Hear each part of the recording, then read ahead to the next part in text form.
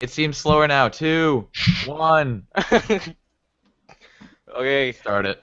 Hey, let's see. I think we're online. It says we're live. Yep. Okay, cool. Okay. Welcome to the first ever Tech on Topic live stream. In this live stream, we're going to talk a lot about today's tech and gaming and PC hardware, pretty much everything like that. So anyways, I'm going to go ahead and introduce you guys to some of my fellow tech YouTubers who are participating with me in this live stream. So here is Seismic Squid. Hi, I'm Seismic Squid. I run a YouTube channel like everyone else here. We have Bronze Enigma here. What is going on, guys? My name is Bronze Enigma. I have a channel that I run, Bronze Enigma, of course, and it's all about tech, so I'm excited about this live stream. And the Spy Guy. Ditto. And we have FatedCb. I run the Spy Guy. It's amazing. What is up, guys? FatedCb here, and welcome to the live stream. It's a pleasure having you guys, and Scatter, take it away. Okay, so for our first article for this, we're going to go ahead and talk about net neutrality, and Seismic Squid is just going to go ahead and take it on from here. Yeah, so here we go. So I don't really have an article open here, so I'm just kind of creating my own article, but here we go. This is the FCC page. If you live in the U.S., I highly encourage you fill out this proceeding 1428, which is protecting and promoting the open internet. And basically, only 32,000 people have done this in the past 30 days, which is kind of disappointing, being that we live in a country with a lot of people that use the internet, and not that many people have actually spoken up to protect that. If you don't know what this whole net neutrality thing is, basically imagine you have a 4-lane highway, and everyone uses it during rush hour, and it gets really, really jammed and stuff. So, and the highway administration has tons of money lying around, but say they just don't want to upgrade the highway to like a 6-lane highway. So it just sits there and is clogged, and they decide, oh, here's this genius idea. Instead of upgrading it, we'll make even more money off of this situation. So they take one of those lanes, say the 4th lane, turn that into a quote-unquote fast lane, and then that lane, that everyone, if you pay, say, maybe $1,000 a year, you can go down that lane, and then you can use that, and you'll get to work faster or whatever. And that's basically what net neutrality is, but with internet pipelines and packets. And basically, for example, Netflix got their data held hostage by like Verizon, Comcast. It's basically these last mile people that are holding the internet hostage from like say Cogent, level 3, although level 3 has been crappy lately, but it's mainly the last mile providers that are doing this sort of thing. So ISPs are evil. Yeah, so basically ISPs are being evil and leveraging this, and we have our FCC chairman, which is Tom Wheeler, is actually has a history being a lobbyist for cable companies, and now all of a sudden he's supposed to be the head of regulatory industry. So that's kind of controversial. Yep. So guys, Definitely. think about like whenever you subscribe for a cable subscription, and you have to pay more for each channels. That is the future that we're looking at if we keep heading down this road. Greed. Yeah, basically, say you start off with maybe Bing on your stock internet plan, but if you want to use Google, you have to pay an extra like $20 or something like that. And say if you want to use DuckDuckGo, you have to pay $50. It'd just be crazy. Like your internet bill would start to look like your not your telephone, your TV bill. So definitely, guys, you see here on the FCC website that you can go and you can place a comment and you can tell the FCC like that. So I can just show you this idea. like the basics of how to do it. So you enter in your name here, or email address. It's very simple. Once you file this, it just says you want to do it. The little comment thing here is just it's kind of optional actually, and it just say something like, I want to protect the open internet or something like that. And the only thing that I am warning you is that all information is publicly available, so if you don't want your name out there, although your name isn't really attached to anything, then don't do it, but there's really no reason because your name's already in the phone book and stuff, so... So everybody needs to go fill this out. Yeah, just fill it out. If in you are a and- minor, convince your parents to fill it out. This is what we Share need it with to all your protect the friends. open internet. And, Oh, sorry, you can go. Okay, I was just gonna say, so, like, if you're looking at startups, for example, we think of a good startup. Can you guys think of any? Small forums. Yeah, say something like that. Yeah, they wouldn't be able to do it because you basically have them holding the data hostage, and those like small little startups would have to pay money to get their data through. And basically, all of this is just a huge cover-up for the ISPs purposefully not or upgrading their links to the major pipelines and stuff. And the reasoning for this, I think, is that it seems like the cable companies are just taking all the money that they're ripping off from their consumers, and I use the word ripping off kind of boldly there, but anyway, so they take all that money, and then it seems like they're just buying other companies with it. For example, with the whole Comcast Time Warner thing, that's kind of scary. The Comcast Time Warner merger. Yep. So wait, so would you say that not all ISPs are kind of evil like this, or they just all like this? Well, it seems like we only have 3 right now, and that's turning into 2 because we have like Verizon, Fios, we have Comcast, and Time Warner. I think those are the major 3 that dominate like 80% of the market or something like that. Yeah. Probably more. My good old Cox is always trustworthy. Yeah. All right. But should we talk about the Telecommunications Act of 1996? Or Boom, go for it. all right. So that Sure, was let's talk about it. basically an act proposed in 1995, and it didn't come along fully until 1996. But what that was supposed to do is give, ISPs, or at the time they were cable companies, I guess, but give cable companies subsidies, which are tax breaks, so they wouldn't have to pay nearly as much taxes as long as they upgraded their infrastructure with that money. But instead, they've just been sitting on it and not upgrading anything. And Yeah. You And can go. even more so than that, where are we? Even more so than that, they're actually I think they also did some deregulation stuff as well in the 1996 Telecommunication Act.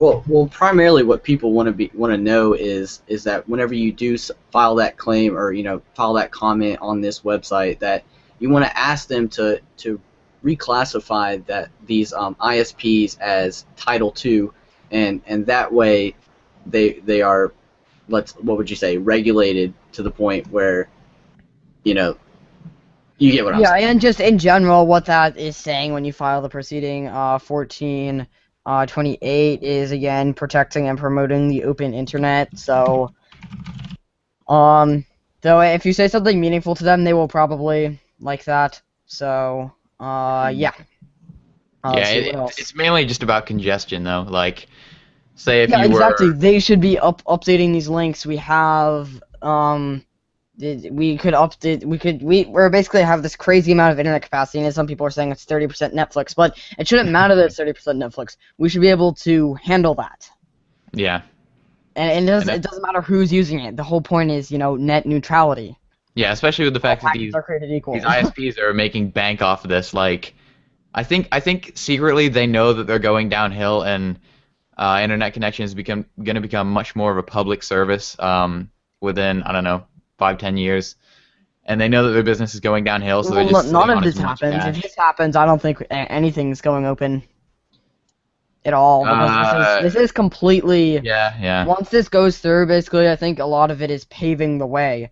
Like, if something like this goes through, if they're allowed to do this sort of stuff, who says they won't be automatically doing nastier stuff now that if they can get away with this? So I mean, there's an hopefully- argument that says that if they do this, that they will be destroyed in the free market, because yeah. it'll just work itself out. But I don't necessarily believe that because they have anti-compete and stuff like that, and it's so hard to get a startup on an ISP just in small cities and things like that. yeah, exactly. And then even if they do, who says they won't just get bought by a larger ISP? Exactly. And think about this. What if, some other form of ISP comes along and what are they going to start up on? They're not just going to, start their own internet within, like, I don't know, 10 people on the service. They're going to have to use, Comcast, Verizon, AT&T, whatever, Exactly. to start their business, and then they're just going to get throttled to hell and gone. Have you guys seen that new one? The new service is popping up. It's called like Ting or something like that. Oh, yeah. That's cellular, isn't But it? yeah, that's cellular. Right, but Is like it you legit? said, how they're going to be attached to larger networks. Ting is actually like part of the AT&T network, if I can remember Yeah, right. though while we're on that topic of net neutrality and cellular carriers, let's talk about T-Mobile. So, they launched their Set Music 3, or free, not three, service that's for all T-Mobile customers, and basically it doesn't affect your data limit if you use like Pandora and a few other Oh sites. yeah, that's That is actually true. awesome. That is I'm true. on T-Mobile and I love it, but here's the thing.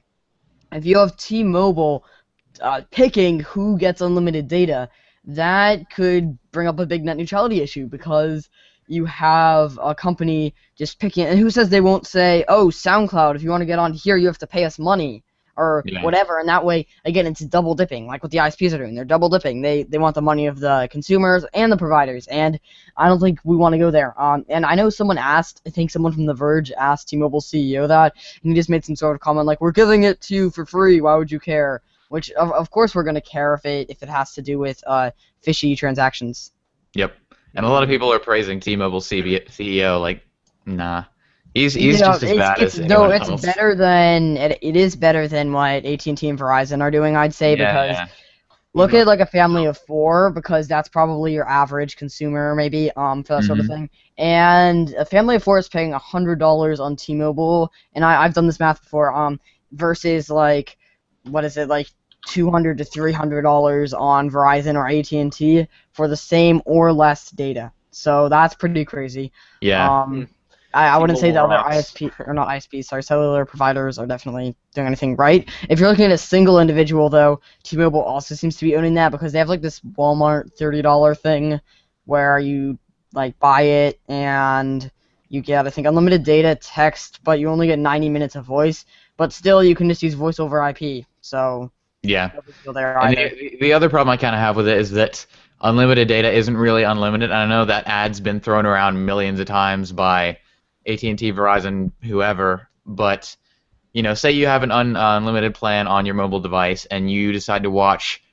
Well, Netflix is pretty huge on mobile too. So say you decide to watch Netflix or YouTube for Yeah. that matter, and they'll throttle you like a lot just based on what traffic you use. Like SoundCloud, like you said, SoundCloud's not going to be that big of a deal. But bigger stuff like YouTube and Netflix, since Netflix, like you said, takes up 30% of the internet's bandwidth, that's going to be a problem. And they'll see you and say, well, I know that guy's paying for unlimited just like the other guy that's reading emails is, but that guy, can get a kilobit a second. Screw him. Right, so they're throttling, and I know this. I think a few years ago, Metro PCS did this whole advertising thing where they're like, "Hey, if you get maybe I think they had a plan where you could pay like $50 a month, and you'd be able to get unlimited data, except you'd like be heavily throttled. I think it wasn't even available, like Netflix, YouTube, and a few other big things. Yeah. And no one really bought it because that's activities that a lot of people used to do, especially YouTube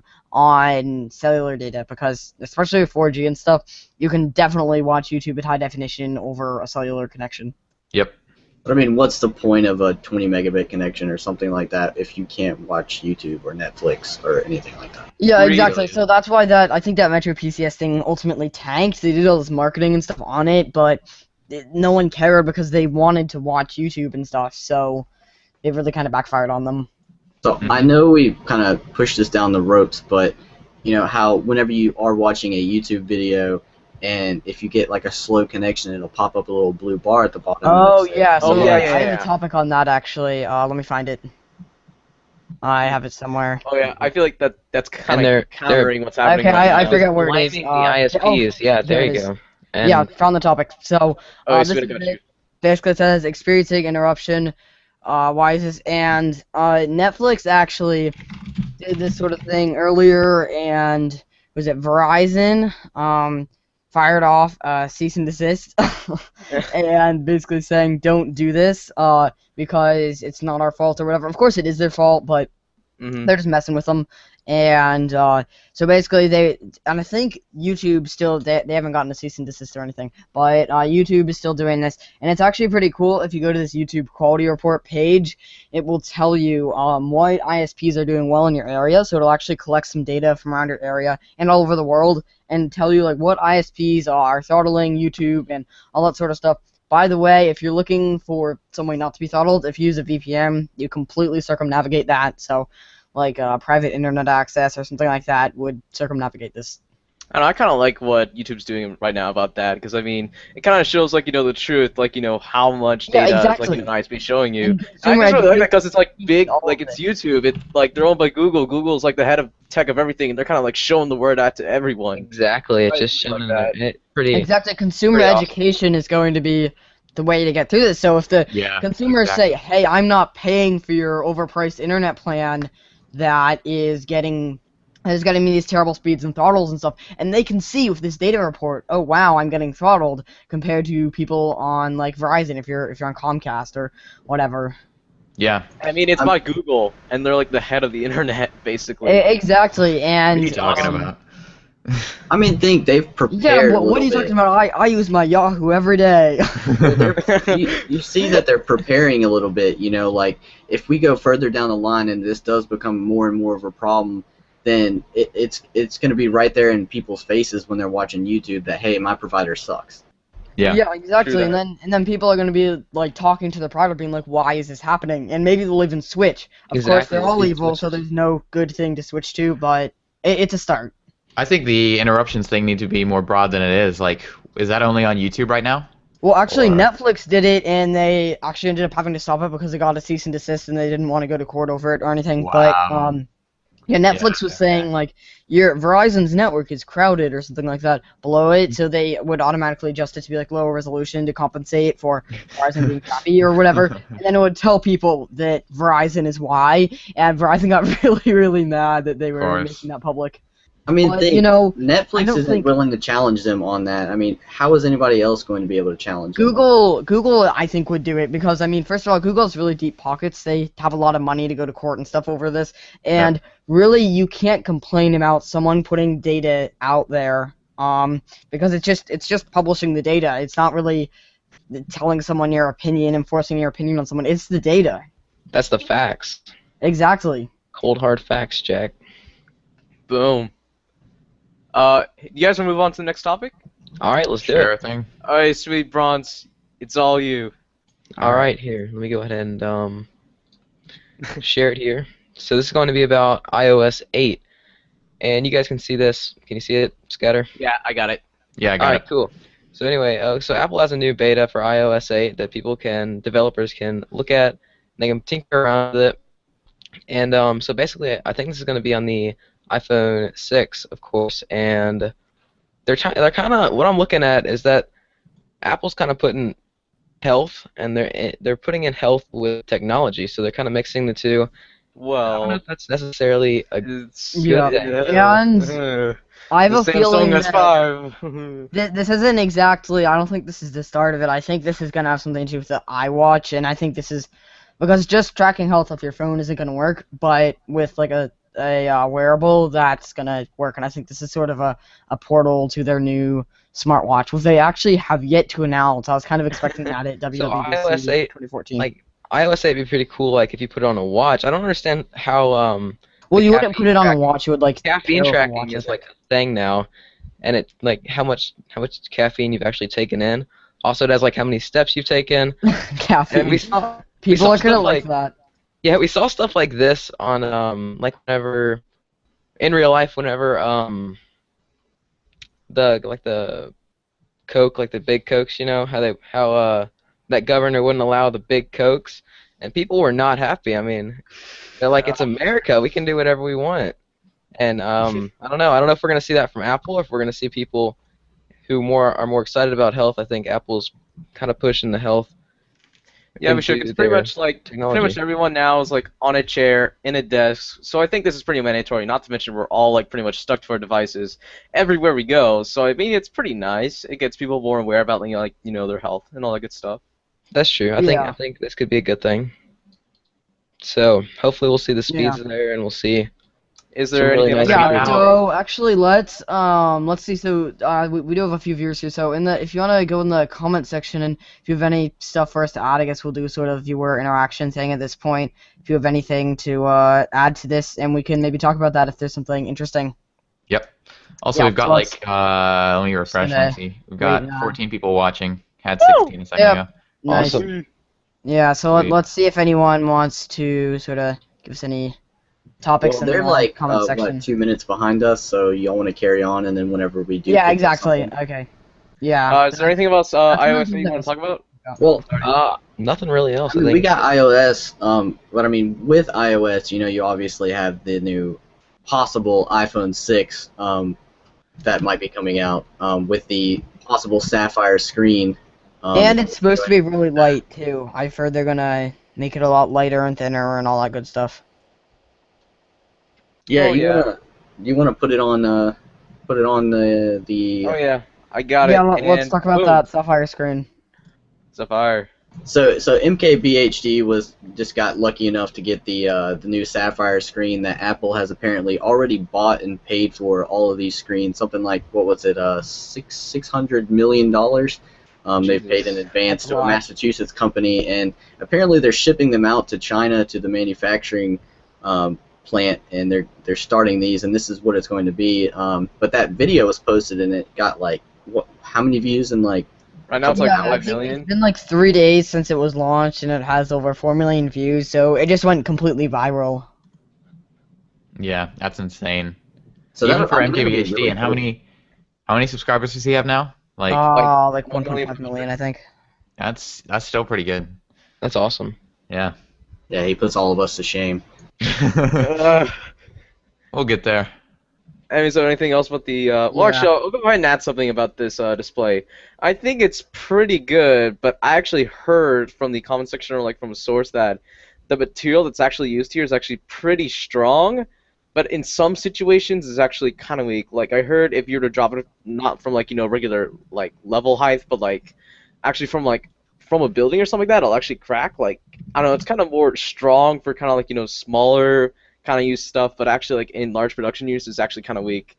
So I guess large quantities of this is actually kind of weak, but like a really small like firm display of this is actually kind of strong. I found that really. But I mean, think about how you break it. Usually, I put my iPhone like in my crotch while I'm driving, and then I'll get out of the car, and then it'll fall out and bust on the concrete. So if it can survive that, that'll just be awesome. I mean, who's dropping their phone off of a 5-story building, anyways? I Right, mean, and if you're dropping it off of that, you're probably going to get issues with shock. And actually, you don't have any moving parts, but still, you might have issues with shock from the device falling 5 stories. they have pretty more issues other than. Yeah, and speaking of dropping devices, I have this sort of pet peeve on. So I have a case for my Nexus 5 that is slippery, and the issue with that is that when you put it in your pocket and you like bend down or something, it slips out, and it's really a pain for durability, that sort of thing. Hmm. So So no, what were you I've gonna never say? actually had a screen crack. This is kind of odd. So has anyone in this hangout had a screen crack? Because I've never had one. Zero. Never experienced that. Zero. Yeah, but I know a lot of people that have like cracked screens. Yeah, I on do there. too. Exactly. Like the And second I day know. they own their phone, it just has a crack in their screen. I'm like, what the heck? No, I'm in the Apple store. I just Yeah, got exactly. my iPhone 5S or 4S. I think it was a 4S, and I'm taking it out of the box, and I swear, like it falls right there, right in the middle of the Apple department store, and it only nicked the bottom left, but that was still just like, wow, I hadn't even had it 5 minutes. So, I mean, we got to do something about these brittle screens. Yeah, I True. completely agree. And maybe what I'm Wasn't- hoping is that Apple will do this, and then like all the Android people, like Samsung and all that sort of stuff, they will get the queue and maybe do that with their own sort of phones. Oh, you want to hear something interesting? So, I've dropped my own Nexus 5 without a case a few times, and it has Gorilla Glass 3, I think. And so does the iPhone 5. And Wait, really? yeah, iPhone 5S, I Okay. think. And apparently it still gets cracks on the screen even for having an aluminum body. And whenever I drop Yeah. mine, it's perfectly fine. It's all plastic. So, do you think like maybe the metal body has to do something with breaking the screen at all? Maybe that was something interesting to go over. Maybe. I don't know. So I guess if the edges sort of move around it, that could cause a crack. But Nexus Maybe 5 like- isn't metal. maybe Really. vibrations or something. Sorry, aluminum. I think that's what it is, aluminum. Oh, okay. Yeah, Aluminum. maybe Yeah. because it's aluminum. I guess it just hits harder. I don't know. Maybe like those plastic phones that we had kind of are good because maybe the materials. Yeah. I don't know. There's just Alright. something That was kind of cool. Yeah, so I just noticed we have a bunch of stuff in our comment section now, so I'm just gonna go through that. Maybe we can talk about that. Well, So we got one so, here. yeah. Something to do with R9. Let's see. Who is it from? So we have I'm not gonna try to pronounce these names because when I do, I like butcher people's names and pronunciation. So firstly, R9 270 or GTX 750 Ti. So this is kind of an interesting conversation. R9 278. Yeah, so I'm gonna say R9 270 here as well. Same. Although the 750 Ti is kind of interesting because it uses Maxwell, so the Different GPU power, architecture. like the performance per watt on that is pretty good. That doesn't matter so much now that the mining craze is over, but Maxwell is definitely really neat, and we actually are going to be talking about in a little bit here the new NVIDIA architectures. I know someone else mentioned that. So Well, I know you're we're talking about Maxwell, but I mean, like the fact of that of the AMD card is you can use Crossfire, where on the 750 Ti you can't use SLI. Yeah, so that does make upgrading a pain. Hey, actually, there's something But- really interesting that I found in the comment section that I found. I'll go ahead and talk to it about you guys soon. So let's go ahead. Alright, yeah, so let's just continue going on here. Well, then we'll move up to it, I guess. So... Actually, can we just talk about it right now? Actually, Go you for guys it. should know Sure. this. Okay, so I actually read about this. So from Brim Fishin, I heard some things about Microsoft/Xbox already working on some new hardware. Oh, which yeah, is I was true. just going to go on to that. And it is probably just an update to me, much like the 360 Slim. But what are your opinions on it? And I have a good opinion on it. Also, it's partially Yeah. Squid. So I think we all agree that next-gen consoles are not even living up to their name, aka next-gen, because they aren't even playing games at 1080p, because they're at 900p, and you know.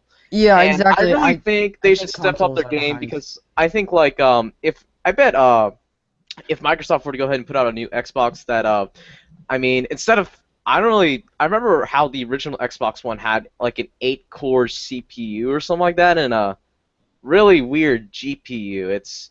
I think I see why there's 8 cores in it because I guess they just kind of want to have like, future-proof for games or something like that, but I feel like if they could kind of re-strategize, maybe have like a 7 or 6 core and maybe have a more powerful GPU that's kind of based off of AMD's architecture. They can't do that though. Yeah, Can't though do here's that? the Never thing. mind. So I think this far into the release, they can't really do anything drastic with hardware. Yeah. If they could improve the GPU, that'd be great. CPU, I don't think that's going anywhere because here's the thing, and I have kind of an interesting opinion with this, because I actually like the fact that they're doing 8 cores in the consoles because what's going to end up happening there is we're going to have console developers trying to optimize for that, and then when it comes over to PC, the optimization's already there. So we can finally be getting the advantage of all, say, 8 or 4 of our cores instead of just using 1 or 2 on PC, which is awesome. So I think if the consoles are driving this innovation, I'm for it.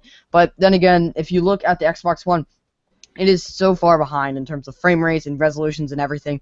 Even the PS4, they're way far behind there. So if they could catch up with the Slim, I'd be sort of surprised. And but if they do, that's always a good thing. I think what we might see in terms of like, I was one who upgraded from the 360 to the 360 Slim, and what we might see is just maybe like a sleeker body. I don't know how much hardware they can still like. It, how did- much it had a Pretty different far into the it had a release. different motherboard and a Falcon. I mean, not a Falcon, but it had a different chipset to it. Oh yeah, Okay. speaking of that, while we're on the topics of sort of CPU and graphics cards, I'm just gonna sort of talk about sockets here and sort of what Intel seems to be doing. So for some reason, so we had socket 1155, LGA 1155 before, and now we're to LGA 1150, and we also have the whole new Z97 platform as well. So it seems like for some reason Intel likes to change their sockets a lot, which is sort of driving me crazy because if I have an Intel CPU and I'm trying to upgrade, if it's a new socket, I'm screwed. But if it's a new chipset, sometimes I'm also screwed with that. So I think they should try to standardize more. For example, AMD has been on AM3 Plus for I don't even remember how long. It's been a while though. Since like 2010, their Phenom series used the AM3 socket, I think. Yeah, exactly. And then they just moved to like AM3 Plus, which is it's a socket and a platform. I understand why Intel has new platforms because I think DDR4 was supposed to be supported or something like that. So right. With Haswell E, yeah, So, it's supposed to be with Haswell E. yeah, and Haswell E. I guess we'll talk about that in a little. But let's keep plowing through this.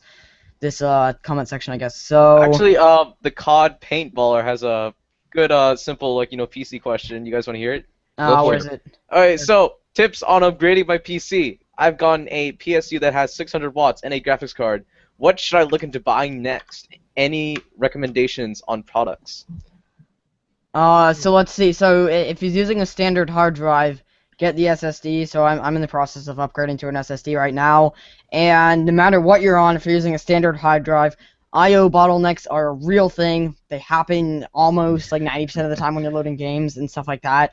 So if you want a noticeable, like the largest noticeable improvement, yeah, an SSD is going to give you that because your boot times are drastically better and your game load times, a lot of things like loading apps, a lot of things are going to be better. While we're on the topic of SSDs, don't worry about the write cycles. A lot of people will say that, and it's mostly doomsday planners and stuff like that. It's been proven that these things just write petabytes and petabytes of data, and you're pretty much going to be fine. So an SSD is almost a straight upgrade. And SSD prices are pretty much in free fall right now. They're going down so quickly. I noticed Samsung isn't really doing it, but like Crucial and stuff, they're definitely pricing competitively. While we're speaking of pricing competitively, AMD's doing the exact same thing. They're doing these big price drops right before the new Maxwell 800 series releases. So that's kind of awesome. If you're looking for a graphics card, then AMD is kind of the way to go right now because before the. But anyways, though, getting back to your question, I recommend like a 240 gigabyte SSD or 512. Yeah. So pretty like cheap. the 200 gigabyte is kind of the sweet spot right now. It used to be like 100 some gigabytes.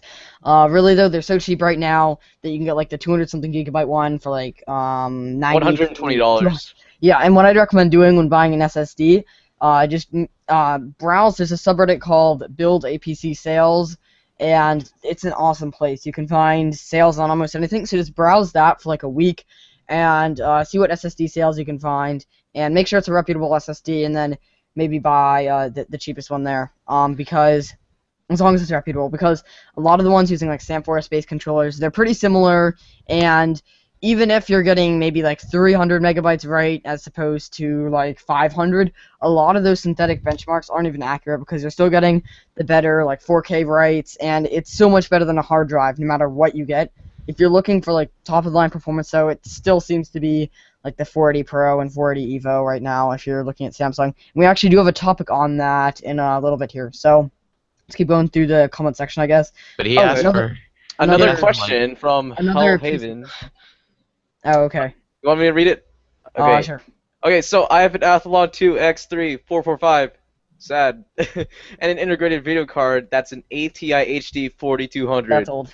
Oh god. Okay, so he's planning to buy a new dedicated graphics card. So he thinks an NVIDIA 640 with 1 gigabytes of DDR5 VRAM will be enough, while not bottlenecking his processor. Do you think that's enough, or do you think you can go higher than that? I think honestly, it's not a question of can you do that, because that's basically irrelevant at this point. As much as I hate to say that, I think you should, if you can, wait and just upgrade your CPU and motherboard, whatever else you need. Yeah, at this point, it's sort of. I've met someone that like they had a server and they wanted to upgrade their server specs or something, but they were on an old socket and stuff. So yeah, really, a lot of these times, just staying in the old socket or whatever or old platform without bottlenecking, it's kind of a losing game because you end up spending more money for like 3 generations ago of stuff. So what I'd recommend doing is just save the money and get a better CPU or GPU. Maybe you can reuse your RAM and your power supply, save a little bit of money there in a case. And just get like a new motherboard and CPU, and that'd be pretty cool. So let's see. I have another PC question here. That is it worth upgrading from an FX 6300 to an FX 6320, or is 6 cores good enough? So what I'm gonna say here is the FX 6300, 6 cores is the FX 6300 with that 6 cores competes pretty well with i3s, and it's right now I wouldn't buy it if you were buying it right now, but if you have it, that's still okay.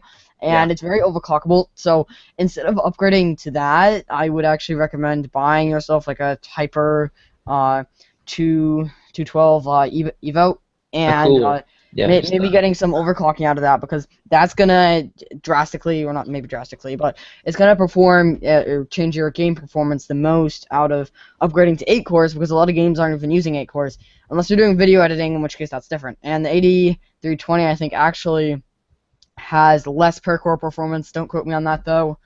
Than the FX 6300. So I just get a CPU cooler for that situation. You can kind of just overclock and that'll kind of compensate. Yeah, so Yeah, just make sure you have an overclockable motherboard that supports overclocking. So we also have next PC question. Should I get the Sapphire R9 290 Tri-X? So this is kind of an interesting question because Yeah, that's a good card.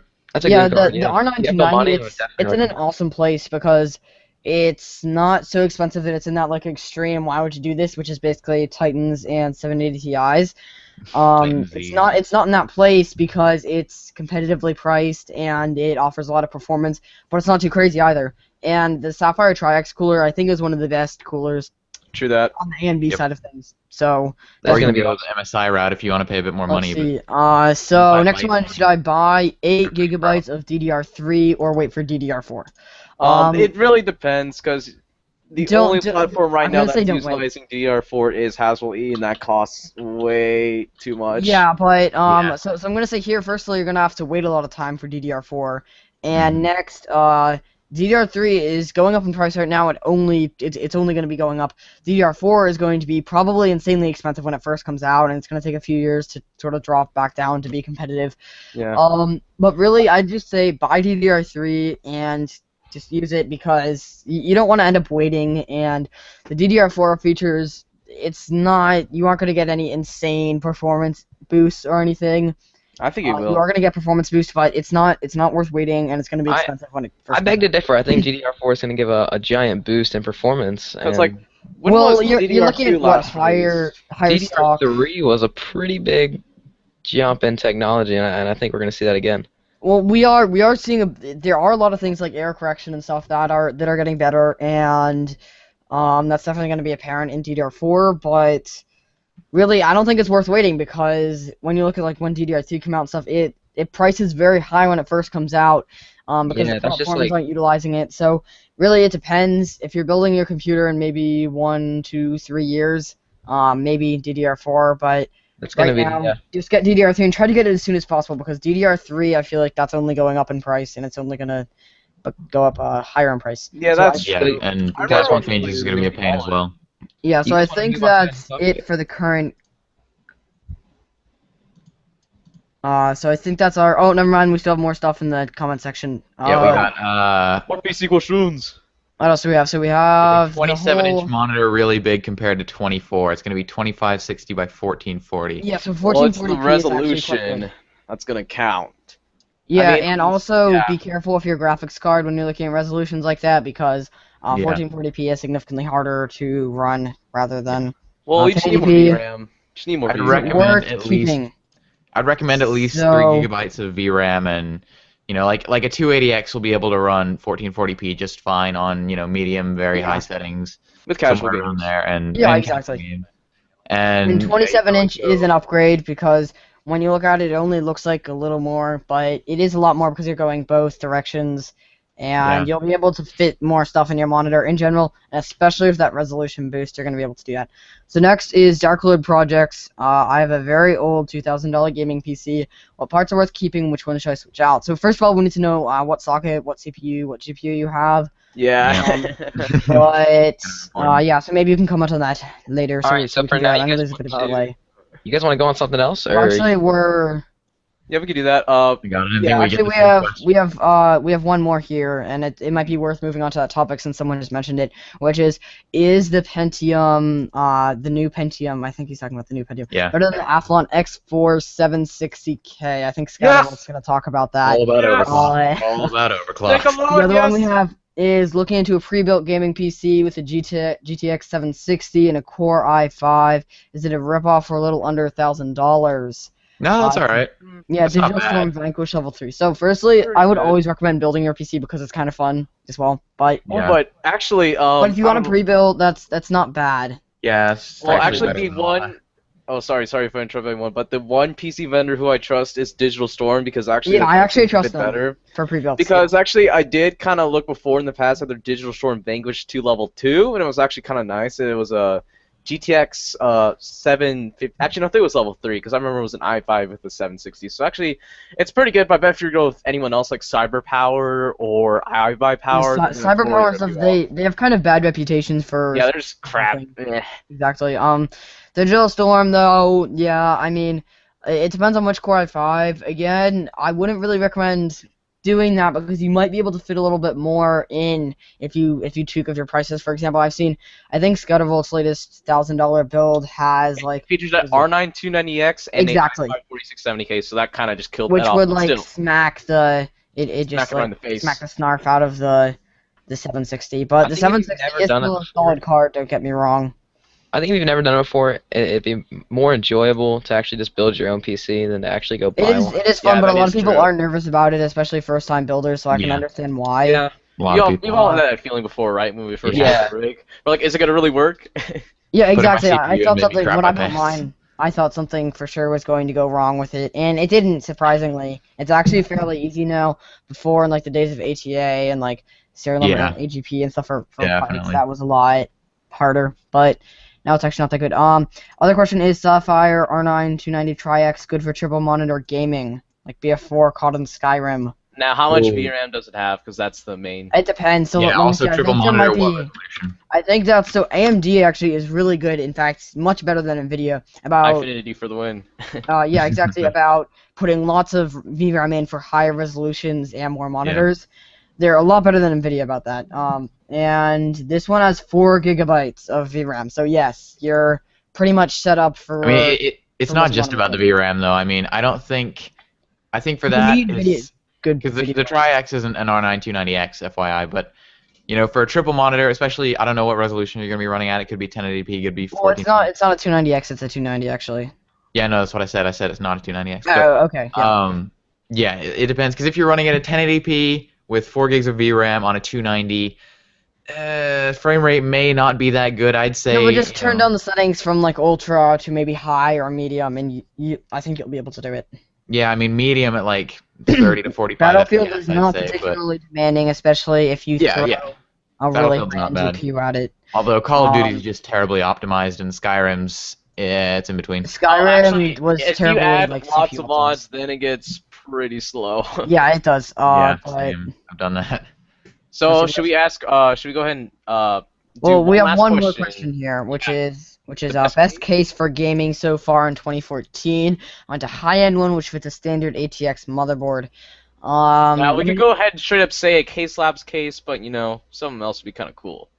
Yeah, so let's see. You have like, for example, looking for Bronze and micro I Or used like the H440 in our last. Oh yeah, build, NZXT which is case. Clobbers, Yeah. and I that highly is the best. That recommend was it. beautiful. Yeah, that case is beautiful. There's also the graphite. What is it? T60 or something like that. Graphite 230T. Oh, 230. Yep, that's it. Yeah, And that's that pretty one good is also case, an extremely beautiful case. The fractal Definitely look for design, something R4. that you like the looks of. Another one, if you're looking for silence, the Define R4 is pretty along much with a the standard. H440.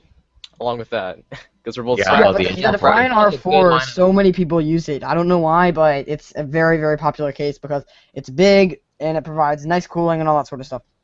Yeah, So it's Fractal pretty makes quiet. good soundproof cases, and if you don't want to hear PC a lot, or you leave it on overnight or something like that, then we can definitely I- go with yeah. a Fractal. Am I So I the only think now person- we should probably get back on Yeah. schedule with our stuff. So I got the Let me next see. topic. Yeah, Okay. let someone lead with the next topic, please.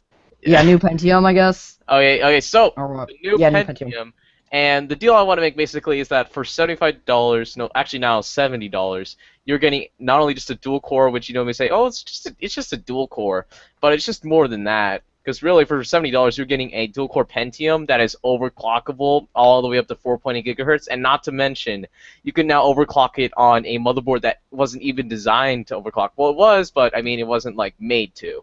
So you can overclock it like on an H81, H87, or B85 motherboard. And the point I want to make is that AMD needs to step their game up right here, right now, because this processor is killing everything.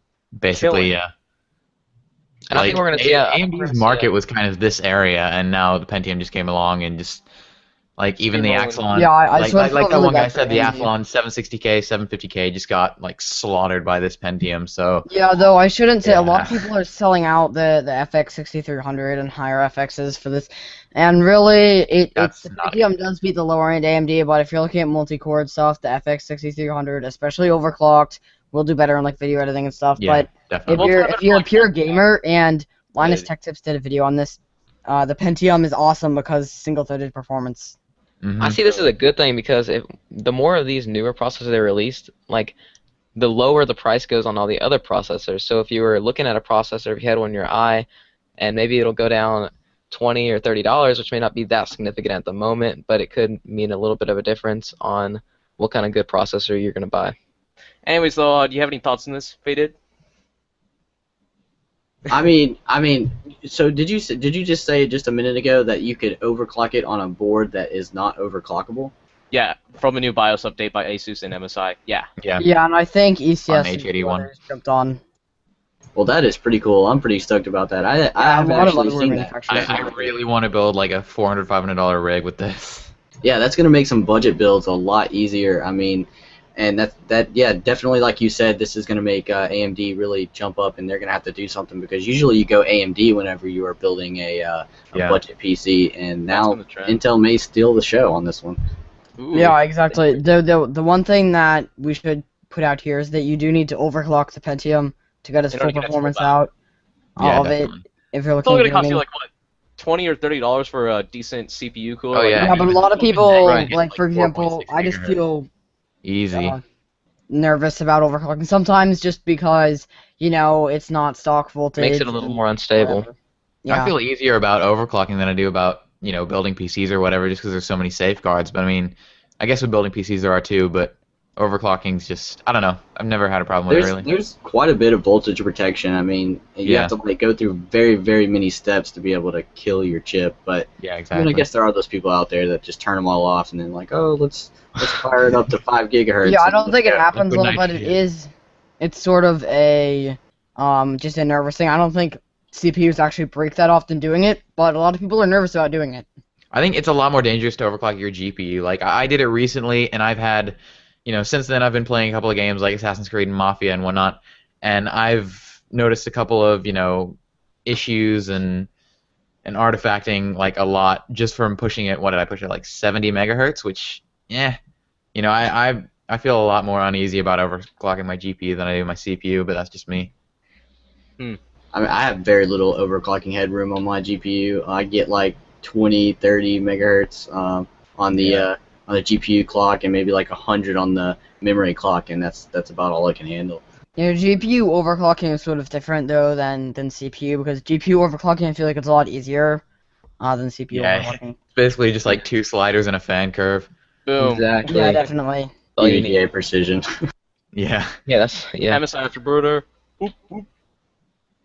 Yeah, MSI Afterburner I feel so Scattervault did a tutorial on that. Oh yeah. Well, hey, I You should wanted check to out if you want to see GPU. I wanted to ask you guys, now that we're on the topic of like, Intel and AMD, where do you guys fall on that? Like Nvidia, AMD. I mean, I know Intel is unrelated to Ooh. GPUs, but where do you guys fall on that? It depends what price range, what kind of rig you're looking to build, everything. I mean, like, I've never had a debate on this, but like Quadro versus what is it? Fire Pro. Fire Pro. Yeah. A lot of I don't people do like enough research Quadro on because it. of CUDA cores, and a lot of stuff just isn't compatible with OpenCL, so you have to use CUDA cores Yeah. for a lot of things, which is why I feel like people like Quadros. Mm-hmm. Mm. Yeah, I I mean, used there to- are a lot of. But, for applications example, that are the- very well. That new Mac Pro uses Fire Pros, the new Yeah. Mac Pro. Yep. And that has been really successful because the reason why is I think Creative Suite now actually supports OpenCL and a bunch of stuff like that. Mm-hmm. Mhm. Yep. But I mean, even AMD's like gaming related cards like 290 and 290X do pretty well in OpenCL, I'd say.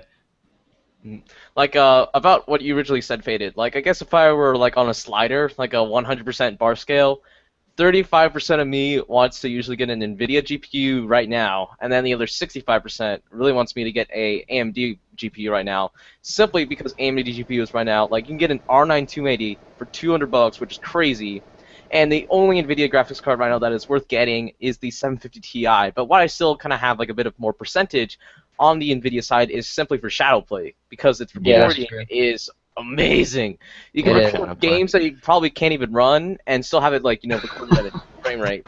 Exactly. Like, I Yeah, think That's this though, is what, my well, gameplay. In my while next you're on that topic, though, I would like to say, so I am on an AMD GPU, and there is something you can use. It's a bit harder to set up, but it's called AMD VCE, and it allows you to do GPU accelerated video encoding with Oh yeah. the Xtory and stuff. I've used it before. I don't experience any frame drops or anything when recording, which is pretty sweet. So it sort of competes with Shadow Play, except for Shadow Play's main feature, which I haven't experienced it because again I don't have an NVIDIA GPU, but which is like I've heard you can record something that's already happened basically. Yeah, that shadow. It's like called a shadow.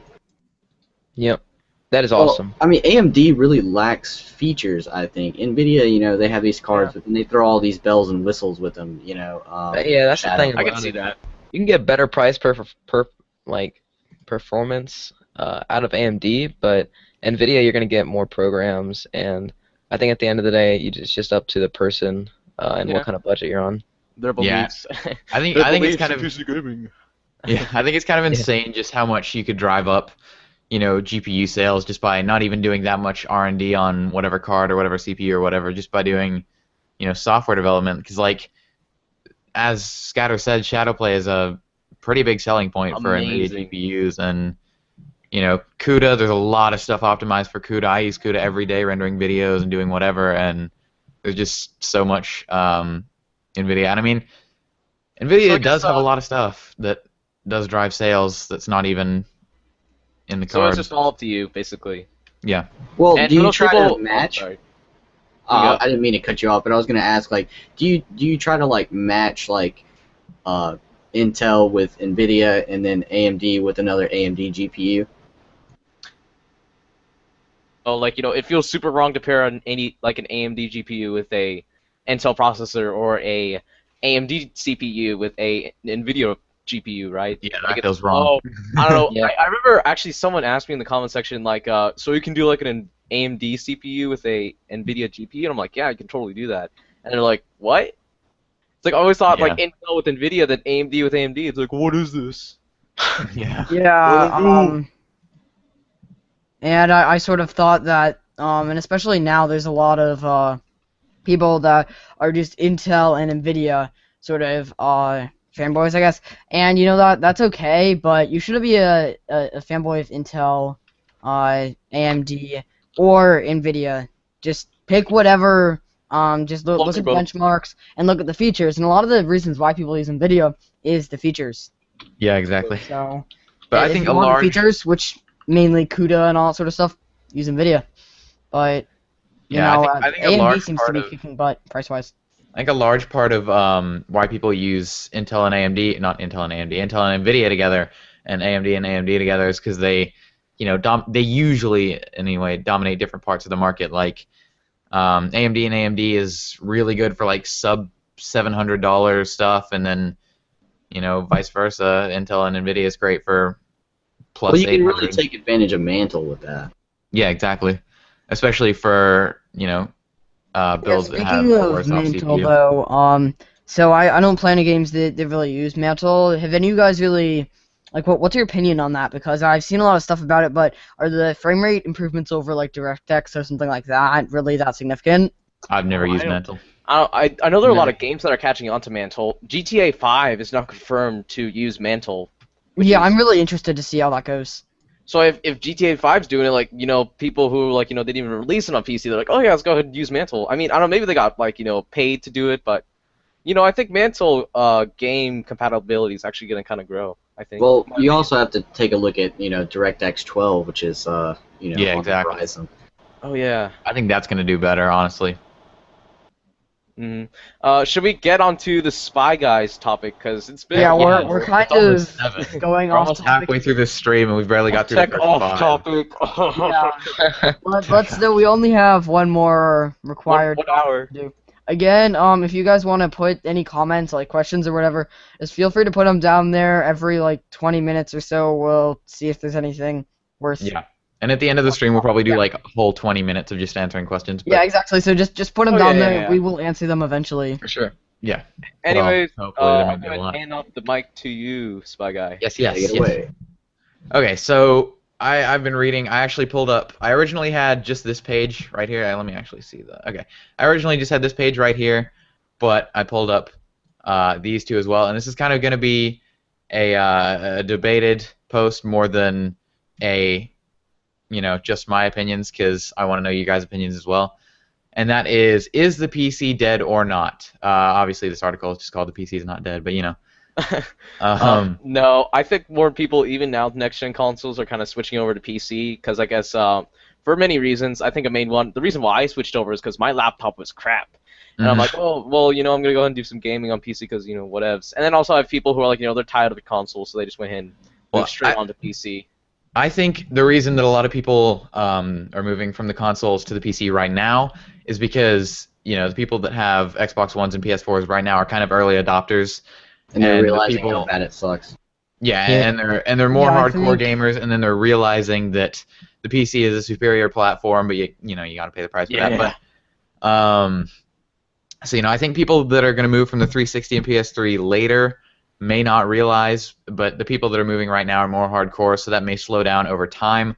Also, I've got this chart over here, which is, I don't know if it's actually updated on the stream yet, but this is Intel's chart of of revenue gain over the past couple of years, and in 2010 it was insane, and then it's going down, and in 2014, as you can see, it's kind of Went up just a little bit. just a little well, bit. It's not doing too terrible. Yeah. The console so- creators went with AMD on the chipsets that they chose to go with, so Yep. that might have That something is to do with it. true. Yeah, But, and also here, if we sort of have a related topic here that Scattervolt and I have that maybe we'll cover in a second, but it seems like the market is actually, it's sort of separating out. So a lot of gamers that were sort of casual gamers on consoles are moving over to mobile, and a lot of gamers that are casual on Yeah. PC are moving over to mobile, which is sad because the mobile platform and microtransactions and all that. But we'll talk about that later. But the main thing here that I see is that a lot of people that are really into PC gaming are spending more money on it. They're getting like cool water cooling setups and that sort of stuff. So I feel like it's sort of both ends are drifting apart in terms of that. Yeah, I kind of want to touch on that for a second. In that, I pulled up a new article here, and this is that the PC is not dead; it's just gone high end. I completely agree with that. I've seen Yeah. so many people say that, oh, the PC is dead, everybody's moving to mobile. Like, no, you're not gonna edit videos. You're not gonna do like heavy 3D modeling in Cinema 4D, Blender, whatever. Yeah.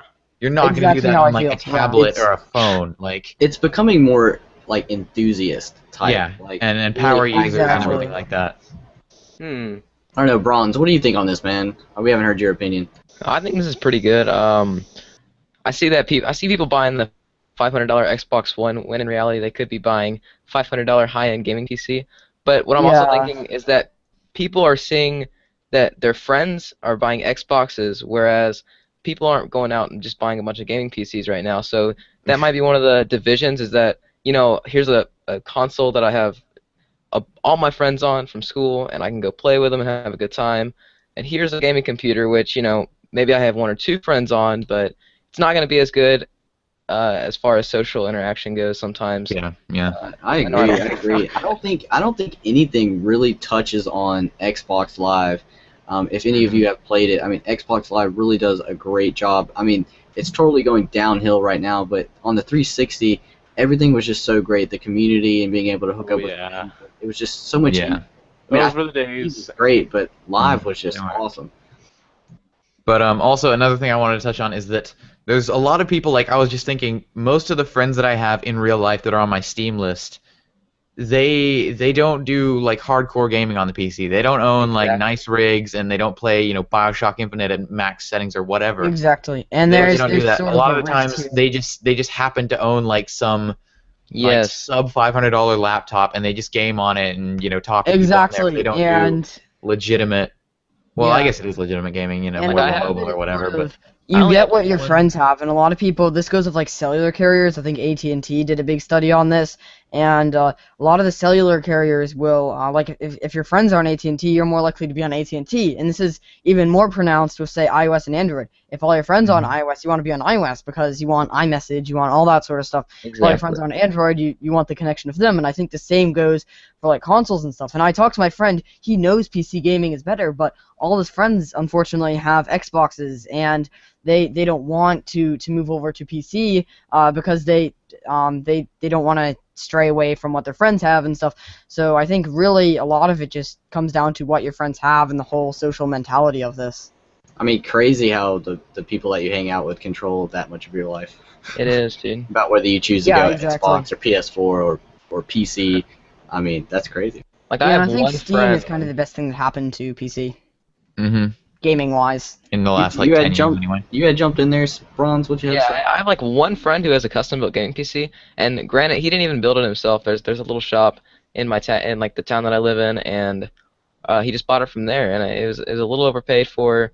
I wish I could have helped him out, but you know, he's the one guy who I know, and we play all the time. So I Yeah, have an exactly, Xbox that's- One, and it just sits there in my. That's part of what the social interaction is sort of what fuels gaming, because I feel like I wouldn't play a lot of the games I play if my friends didn't play them, because exactly, yeah. it's what you play with your friends and stuff, and so you can talk about them, and social gaming is a big thing, and that's sort of what Steam provides. It's what I think it's PlayStation Network provides and Xbox Live, Mm-hmm. Definitely. Right. and they're all sort of different ecosystems. It's like iOS versus Android, just different Yeah. ecosystems. So it's just all those combined together, and that's the reason that people switch. So, Yep. whose topic are we going to move on to now? Well, I know we had jumped on these PCs, and I think we were talking about SSDs earlier. Whenever someone had posted a comment about it. Yeah, but- let's talk about that. Actually, I think that is. Oh, that's your topic. Okay. Yeah, I was wanting to know, like, there's not much information about it right now, but have any of you looked at this so-called 3D memory on the Yeah, new I saw announced? that floating around. It's kind of neat. I'm not sure. So, shrinking down the NAND, I think what that does, from the way I understand it, is it makes things cheaper and you can provide higher capacities. But the main downside, I think, is you get higher error rates and stuff like Yeah. that. I'm not sure what 3D NAND does, so I think that would allow you to have higher capacities, but I'm not sure if that exactly brings down price. Do you know how that works? I've been completely out of the loop. I've been moving for the past couple of weeks, so I have no idea. Okay. I mean, I don't know either, so. so like, I wonder if this is just going to be like a blip on the map, and we're just going to pass it up, and maybe the 840 will still prevail as the the larger. Who knows? I mean, I just put an 840 in a build that I used recently just because I could, but Yeah, What size? We'll have to see. 840s seem to own the market, like the high-end market. Yeah, what size do you put 840 in? 250 Evo, Do you like what size? Like 250 gigabyte. I mean, yeah. oh, okay. Yeah, I fill mine up all the time. What about you? Oh, I do. I always have to move my some games that I don't regularly play onto my second hard drive. So I actually Yeah, I don't. feel like if you have an SSD and you have a lot of games or you do video editing, it's kind of a must to have a secondary hard drive to offload things to. Yeah. yeah. I mean, Yeah, I have- actually, I roll with all my games on my hard drive. Actually, I have no games on my SSD besides Minecraft. So that's because I don't know. I just had it on there. But actually, even though I remember a while ago you brought up Sesame Squid, that you brought up how the difference between loading games and also loading games on an SSD and HDD is pretty the difference is pretty big. But I have to Yeah, admit, definitely. loading it on a hard drive actually is pretty okay actually. Yeah. I It's mean, actually honestly, quite quick. because if you didn't know, I've moved from the 360 to the PC as of a couple years back, and the load times, like if you're playing Skyrim or whatever, dear God, it is like light years ahead. It's insane how different the loading times are, and even in the 360 it was 5400 RPM, if I'm not wrong. I think so. Yes, they were all really cheap, and I don't even think they have the gigabyte per second port to even be able to do so. Oh yeah. It was probably That was like in 2007 though. yeah, still, but I mean, Who So knows we're what gonna the move on to future another holds. I topic? think even the Xbox One is still using 5400, I believe. No, Yeah, it's 7200. Oh yeah, it is. Really? It is because it's using like Is it like 2.5 the inch? Western or- Digital Scorpio Blue drives. You remember those? Oh yeah. They're using something similar to that. Oh, that's Oh. not bad. Or is it like something in between 54 and 72? No, it's 5400. I'm pretty sure.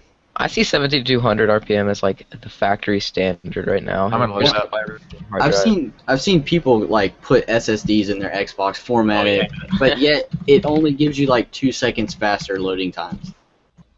Yeah, 2 it's not that seconds is kind of a much. big deal though, sometimes. I mean, if you're looking Yeah, at like it's browsers. 5400.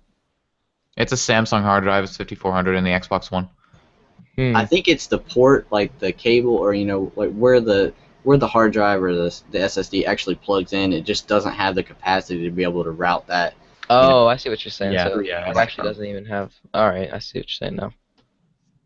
Which is Kinda pretty capped crazy. off 'Cause, I there. mean, Actually, something figure that cool. wouldn't be all that much money Someone in, in the comment section of our stream actually put some information to the 3D NAND that you were talking about on the Samsung 850. Awesome, let us have it. All right, let me go ahead and show you. Let me go ahead and get it up.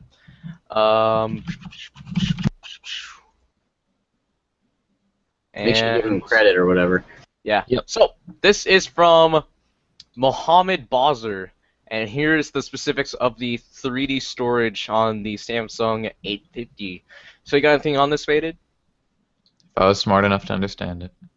Well, I mean, let me jump in there and grab the link. Y'all can go ahead and Well, look at it. Yeah, so the thing here, I think, is, I mean, it's kind of a complicated diagram, and it's kind of hard to Yeah. understand, but basically, it's pretty simple on a basic level, so just think about 2D versus 3D. So you have just flat NAND, and then you're also the Samsung one. This is basically, I know it's fundamentally different in a lot of other ways, but you're basically just layering them on top of each other, is I think how this works. Oh, okay, that's interesting. Because, looking it's at it. 3D, I guess. So they're Oh, adding the Z and That makes sense.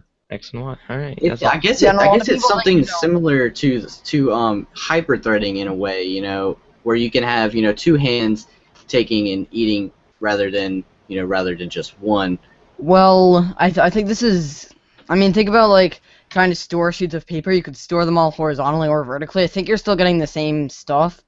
I don't think it's. I don't know. Same Because I same think. data. And I wonder how Yeah, that it's price just is gonna it's just come for out. data. Like It's on basically the. just like a different kind of die shrink then, or Yeah, I guess. No, actually, it's not because they're using a they're using really old manufacturing this, so they're using like 40 nanometer when everyone else is using like 10 nanometer. So they're kind of being different here. But then again, that has like what is it?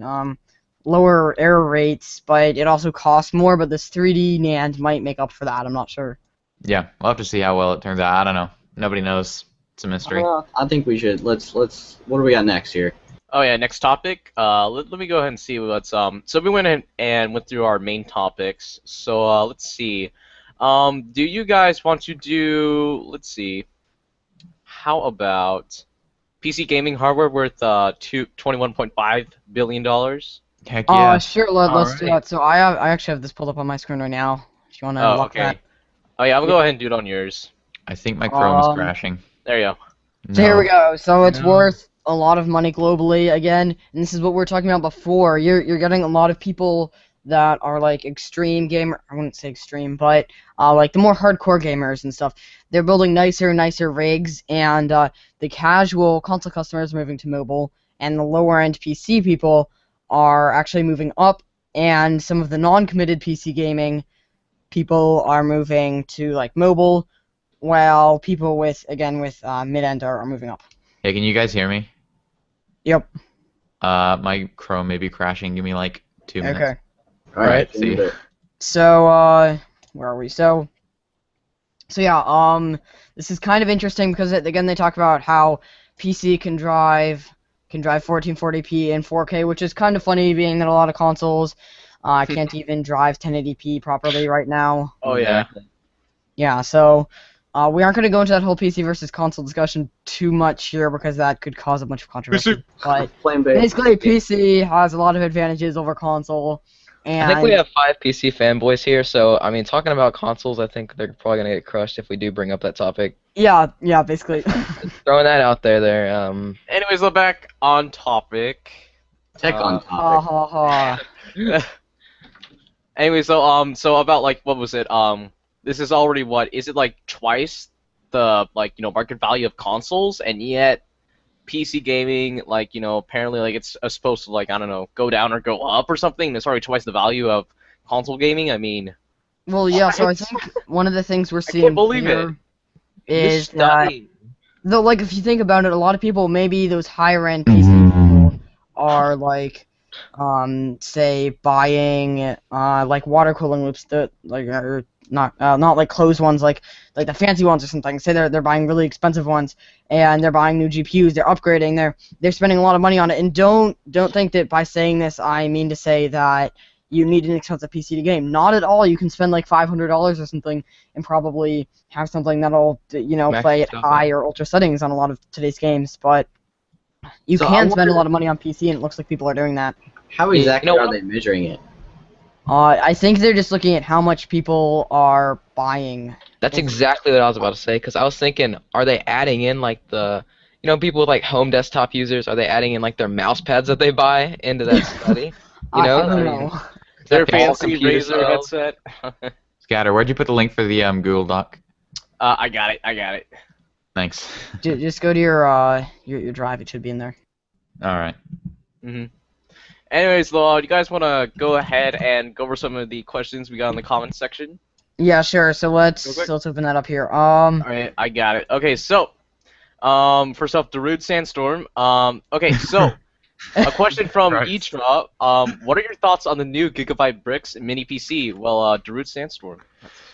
Actually, I'm just gonna when they troll did for the next, a video on it, hour. it's pretty good. It's pretty small. The cooling is what really holds back that sort of system. Yeah. But I admit though, Exactly. it's a pretty nice marvel of engineering for its sort of size. It actually has some pretty nice specs in it, yet the cooling is what really holds it back. But I bet if they were kind of, maybe make it just a little bit bigger, kind of add more fans, I think that'd be pretty good. Exactly. And I think also, there's only so much you can do with that sort of form factor, because just think about all the heat being produced by them, and the only thing that can really help that is smaller manufacturing processes, because that's less heat. I think like we were saying, how people are moving over to mobile, I think that the smaller the PC is, the more mobile it is, of course. So you can take it with you. I mean, maybe Yeah, but here's to your the local thing. I don't Starbucks. think it's the form factor people are after.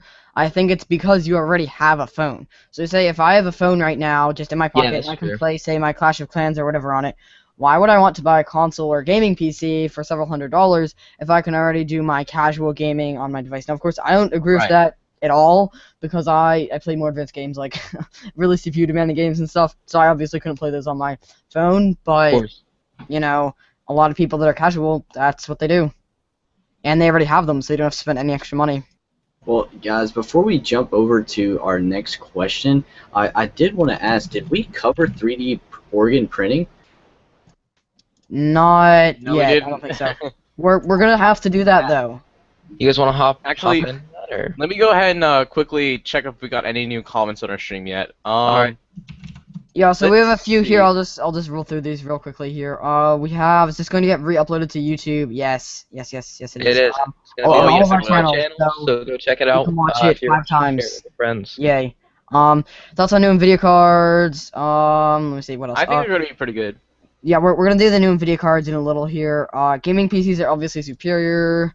Those Superior. cards kick the console. Yeah, so basically we're hearing a lot of PC stuff here about Right. how PCs are better than consoles. Oh, here we go. Oh, Steam wow. has 4.6 million users right now. Xbox has 2.6, and PS4 has 4.1. And League of Legends has 12 million. League of Legends has 12 million. Wait, Okay. really? Well, not online 60 right million. now. If you're looking at online right now, I don't think it's online like over a period of time now. Yeah. Let's see. We want perspective AMD or Intel for gaming, and what would you put in your system for hardcore gaming purposes? Intel. So Obviously. Intel, if you have the money, Intel. yeah. yeah, Yes, we that's could true. debate this all day True. long, but here's the thing. So a lot of there's one chip out there, the Yeah, we 9370, that actually is sort of underrated. Here's the thing about it: you have to buy I think you have to buy a water cooler if you want to really overclock that. But if you overclock it, it'll easily beat like a 4670K, which is around the same price point. And but if you have the money to spend, AMD doesn't have anything really high end, and a lot of AMD stuff they kick out a lot of heat. and they really just aren't desirable if you have a lot of money to spend on that sort of thing. Intel generally they don't kick out as much heat, and they have much better expensive things, basically that you don't have to overclock to get lots of performance with. So let's see, what else do we have? We have This Steam machine will be overpriced like a pre-built gaming PC. So we do have a topic on here actually that is Alienware's Steam machine. And when I saw that, I was just thinking, oh, is Alienware gonna screw this up and make it like a $1,500 Steam box that is really worth like $500? And apparently they aren't really doing it. They're making like a $500 Steam box. We haven't seen the exact specs of that yet, but hopefully they won't mess that up. It's gonna be awesome. Well, hey guys, let me jump in here. I wanted to say someone posted in our thing, and they're asking us to stop skipping their questions, but yet they don't have comment replies enabled. So I know his question was where is it? I don't really know about it, but it's what are your thoughts on the recent Guang Zhao's security? Google it. Google Wait, it. is that I googled it, but I don't know much about it. What is going Zhao? I don't know. I think Ubisoft actually has a security threat right is it now. like an airport? Or what? Is that like a country? Is going Zhao a country? No. It's not a No, country. it's not a country. Oh, alright. I don't know. Yeah, I don't know either though. Never heard of. I've not heard of this. Yeah. Zhao. So Okay, sorry about that. we also have a question here, I guess, while the rest of us are looking up that. Is it the perfect PC? They have, we have the laptop PC here versus okay. versus desktop. So let's just touch on that briefly. So it's a $500 Acer. It's an AMD A8 with a Radeon 8 8750M with 8 gigs of RAM. So here's the thing. So a custom $500 to $700 PC for gaming and video editing it's generally superior for reasons that we were talking about before, like thermals. You're definitely going to get better on a desktop PC because it can have better cooling and stuff like that, and a laptop will maybe overheat and stuff if you're doing video editing. Also, the A8 and a lot of mobile chips just aren't really as powerful as desktop chips, so I feel like you could get a lot more done if you're looking to buy a full-fledged desktop PC. So I definitely say yes. Laptops that have like full-fledged desktop chips. Yeah, you can do that too. There are laptops that do that, but you generally end up paying twice as much. And the thermals are going to be pretty insane. You're a big laptop guy, aren't you, Faded? Maybe you can go something. Yeah, it depends. If you're looking at mobility, really, then Yeah, I mean that's what you get with a laptop. I mean, being able to take like the sheer power of the new Maxwell technology, like in these new 860M, 850, 870, the new 800 Maxwell series, you can really do a lot, on the go, and take it with you, and you don't have to lug around your ginormous PC gaming rig. So that's what you get whenever you do go laptop, but you end up paying like almost double for performance. Exactly, and the reason why is mostly because you're dealing with thermals and just that compact design. But the cool thing is that that's getting better and better as architectures shrink. Actually, I did get some information about the Kohazu security problem. Alright. Actually, it is a supercomputer. Oh, alright. Yes, Okay. and How do we not know about this? I don't know. I was not aware of this either. So. Let's see. Well, but anyways, you yeah, research that. supercomputer. I don't know much about security problems on it though. I don't really know what it Alright. is. Hmm. It's supposed to be though the fastest supercomputer in the world. That's supposed to. Hey, we compute could 100 petabytes per second. we could research it and put it in next time's Yeah, alright, we could Tech do on that. Topic. We could definitely yeah. do that. Get Yeah, back to so that let's one. move on. So I guess more common stuff. There's a world's thinnest gaming laptop by Laser. Yeah. So what? I said It's Laser, thin. not Laser. Yeah. Oh, what was it? That's just Hellhaven. marketing hype. And he's saying, what is the perfect PC to you guys? Like, what are the specs? So let's go ahead and start off at the list. Let's go ahead and start off with bronze. What do you think is the perfect PC? The perfect PC? I don't know, what kind of budget are we looking at here? Or are we Yeah, talking exactly. Whatever's perfect for you. Okay, Oh my perfect? God. Well, this is okay. Infinity X $2. Maybe like $750. I don't know. I guess gotta It be depends. Expand If your you're talking imagination. about perfect, like Oh, in my imagination. Oh, okay. well, by the limits of your imagination, or like perfect by perfect budget point. That's what I I'm guess. thinking. Like, There's two ways to yeah. interpret that. I don't know which way to interpret I think we should that. go with budget because I mean nobody's got an infinite amount of money here. Best value. Let's go for best value. So Best Yeah. value. All right. Well, I really like the 4690K Haswell refresh CPU.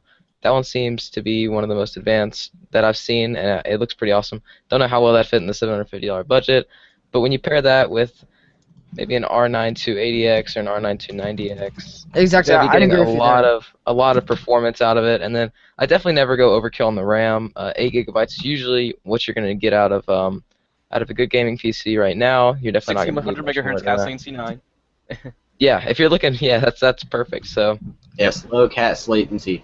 So Make there that it is. very Low CAS important. latency, high so clock many speed. people will go for like 2133 or 1866 megahertz when it doesn't do anything. Like Yep, if you step exactly. up from 1600 to 1866, but then you go from CL9 to CL10, that does nothing.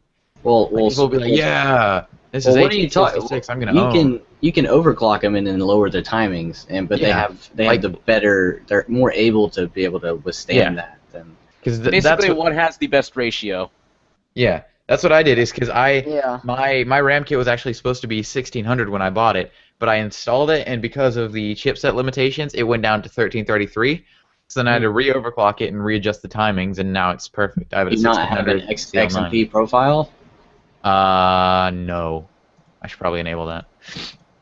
Yeah, that should set it to 1600 by default. Okay. Anything else about the perfect let's PC?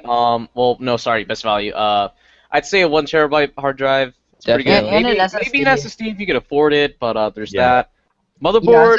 maybe get like a 128 gig since those are really cheap right Yeah, now. I guess to work with that 4690K, go ahead and pair that up with a Z87 motherboard, as a matter of fact, because Z97 just has Yeah. the M.2 SATA like connection, which is really fast, but I don't think the typical PC gamer is going to go ahead and buy a $200 120 gigabyte M.2, SSD. Right. And let's see. So once you have that, case-wise, whatever you like, as long as it fits. Power Exactly. And then supply. Power It supply. doesn't have value. Like I guess Like 600 watts. Corsair- I like the Yeah, Corsair Builder 500 watt. Yeah, pretty much any Gold. Corsair. Yeah, like Platinum, 500 to 600 silver. watts is kind of a good place to be That's because a you good can place. Don't you go- can because you can power a single GPU really reliably, but you aren't going to be able to do dual GPUs really. But that's sort of dual GPUs. Your I guess bang for buck starts to deteriorate.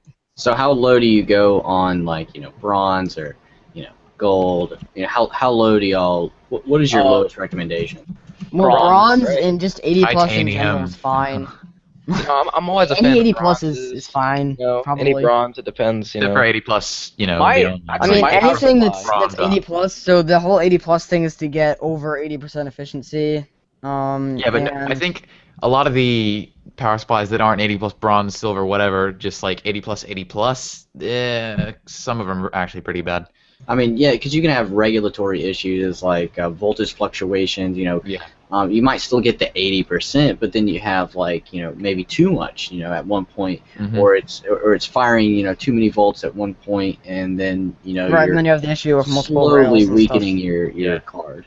I'd rather sacrifice a bit of efficiency to not like kill my build in the first like 6 months. Exactly. So you Yeah. want to go for a reliable brand. Off the top of my head, Corsair, Seasonic, Yep. EVGA can make some good ones. Cooler Master sort of hit or miss on a lot of them, but Yeah. a lot of them are good.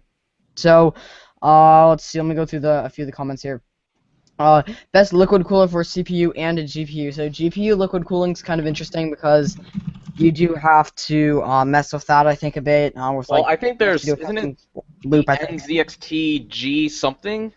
you can get like a Kraken that I think has GPU mounts. Yeah. Oh, yeah, I that's wanna the try that really NZXT-G bad. something. And also, a lot of the Krakens are really kicking butt for CPU and GPU cooling because Mhm. they have like thicker radiators and stuff like that. Yeah, So it's the NZXT-G10. I got it right Yeah. here. Oh, that is okay. awesome. So if you're looking at like really the best, the Krakens are kind of kicking butt. If you're looking for features though, and just in general reliability, the H100i is pretty much Standard. unbeaten. Yeah, That it's looks like really nice. I like. It's I the like the Hyper look 2 of of that. 12 EVOs of water coolers. Yeah. I have the H100i in my build, Yeah. and the only thing with it right now is it's conflicting with Windows 8, the program that is on it. It's called the Corsair Link software, and you actually have like problems loading it, and you have to like use this registry hack to be able to open it. So until that is fixed up, Okay.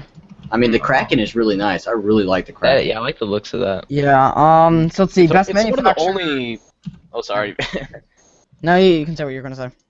Oh, it's one of the only 140 milliliter closed loop water coolers out there, and it does really well for its price. It does. It looks like it. Dude. All right. Yeah. So let's move on to, I guess this is sort of related to graphics card. Best manufacturer for the R9 290X and why?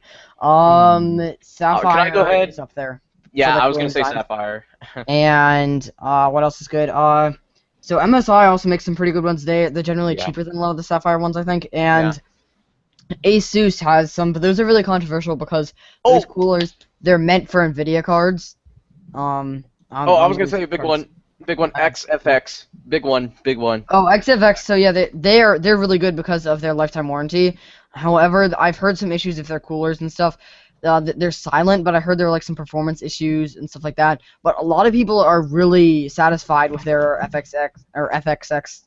I'm not even pronouncing that right. Anyway, XFX double. yeah, with their Double FX. Dissipation. Careful there, seismic. Yeah.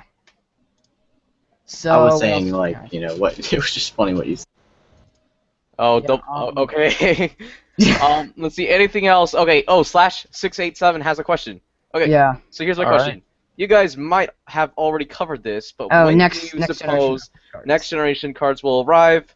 Easy question. The answer is Q4, Q4, or also known as this fall. Yeah, I like don't think Christmas so. time, yep. Let's just I think so. Maxwell's in 800 series is Nvidia's thing. AMD's probably going to do a lot of price drops and then release their new thing like maybe 1 or 2 quarters after Nvidia does theirs. That's my guess. And I'm really kind of excited to see what AMD releases more so than Nvidia because Nvidia's been kind of active with releasing stuff, but AMD's mostly just been doing price drops and rebrandings with the R series. And maybe they'll release a new architecture and stuff that'll be really like super innovative or something. I don't know. Maxwell's going to be dropping. We sort of already see Maxwell with the 750 Ti. Anyway, Bronze, you were saying something?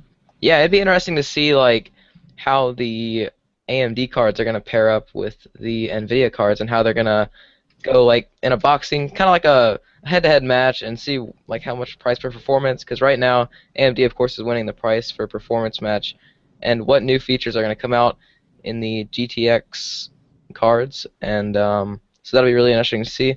Also, I have a question for you guys. What do you guys think that the how much DDR5 or VRAM you think they're going to put in the newer cards, the next generation? DDR5? I'm hoping for I 2 think to they're gonna 3 step it up. gigs minimum because of multi-monitors and higher resolutions in the On future. what range card though? Like 870. 870. How Even much? like let's say a GTX 860, there's gonna be 3 gigs of RAM.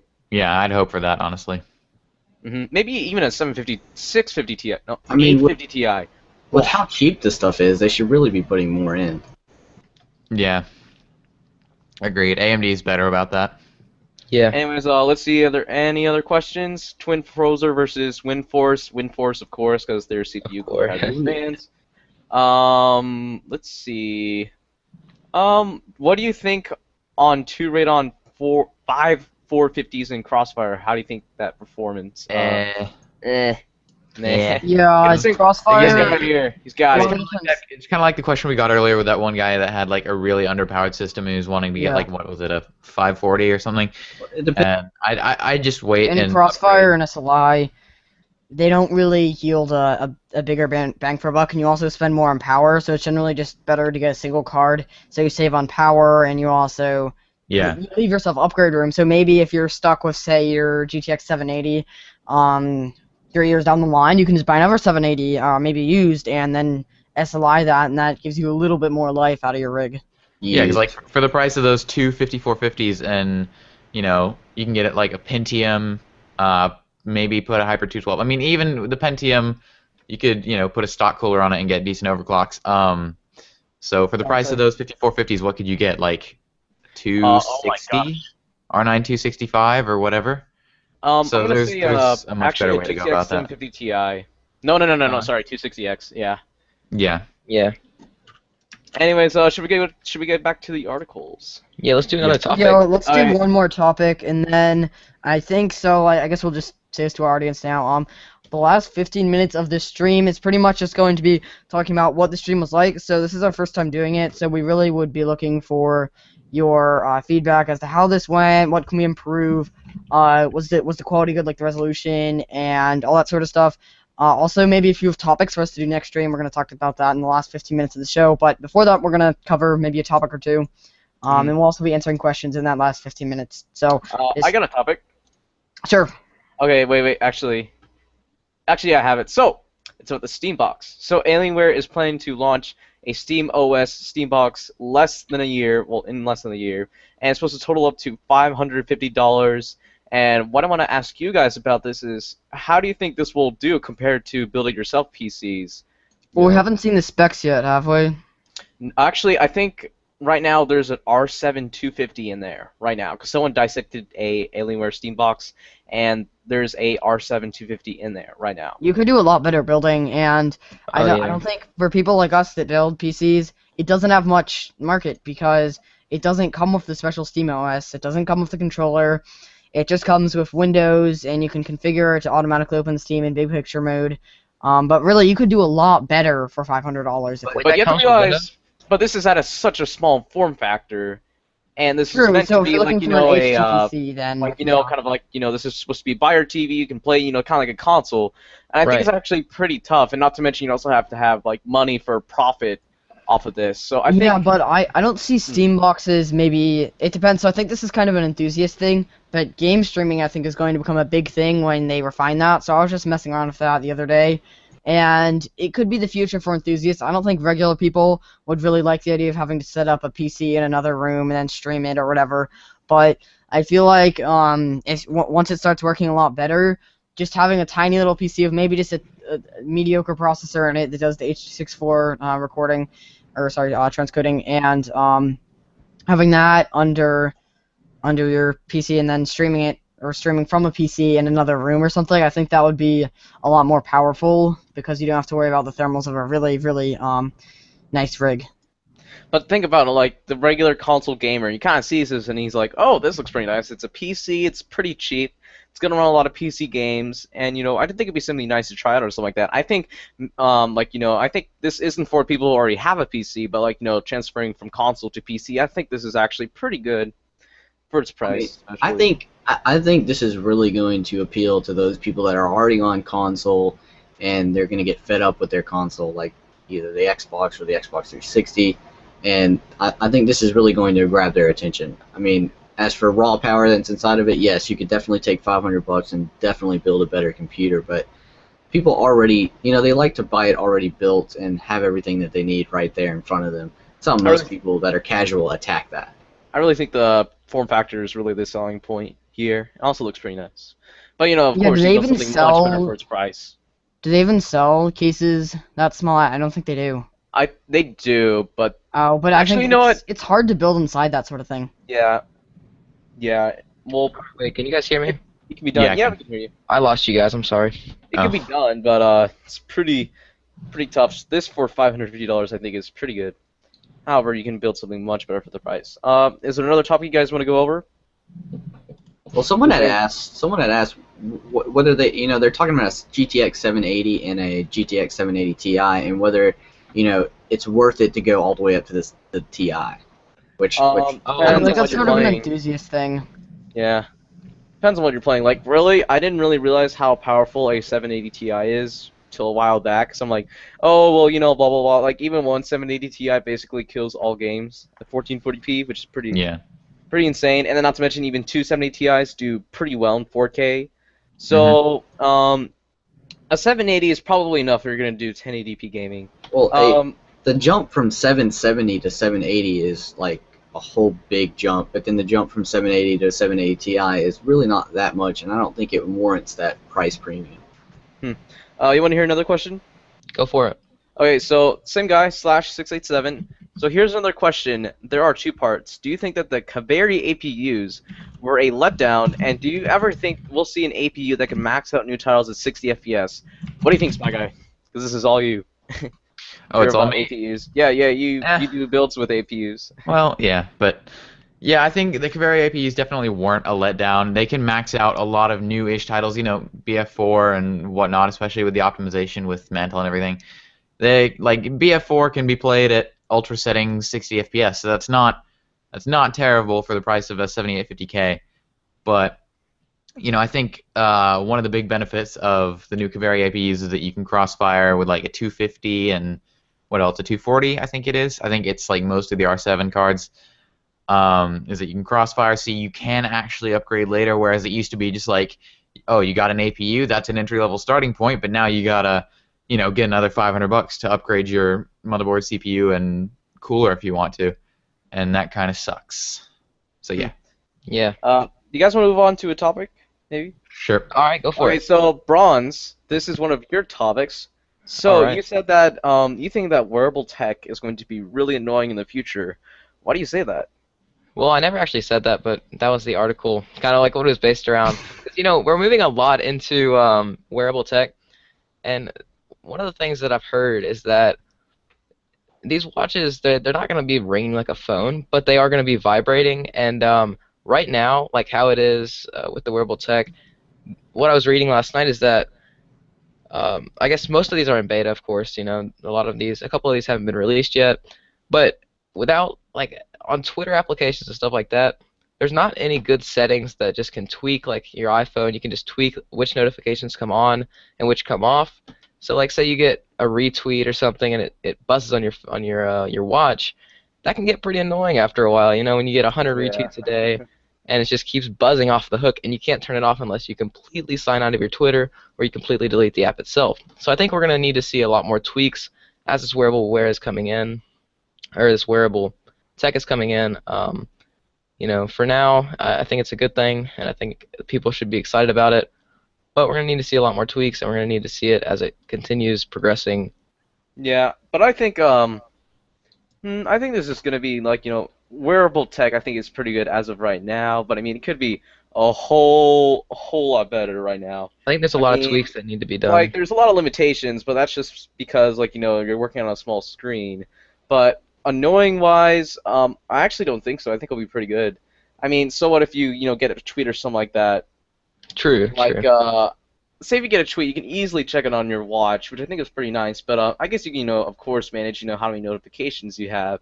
But I think right now I kind of like wearable tech, even though it's pretty overpriced. I like it, so I think that kind of compensates for the annoyingness of Yeah, it. I'm definitely excited about it. I think developers, I mean, I know they're already stepping up their game a lot, but I think they definitely need to work on this a little bit more before it's completely released to the public and people are buying this as an everyday product.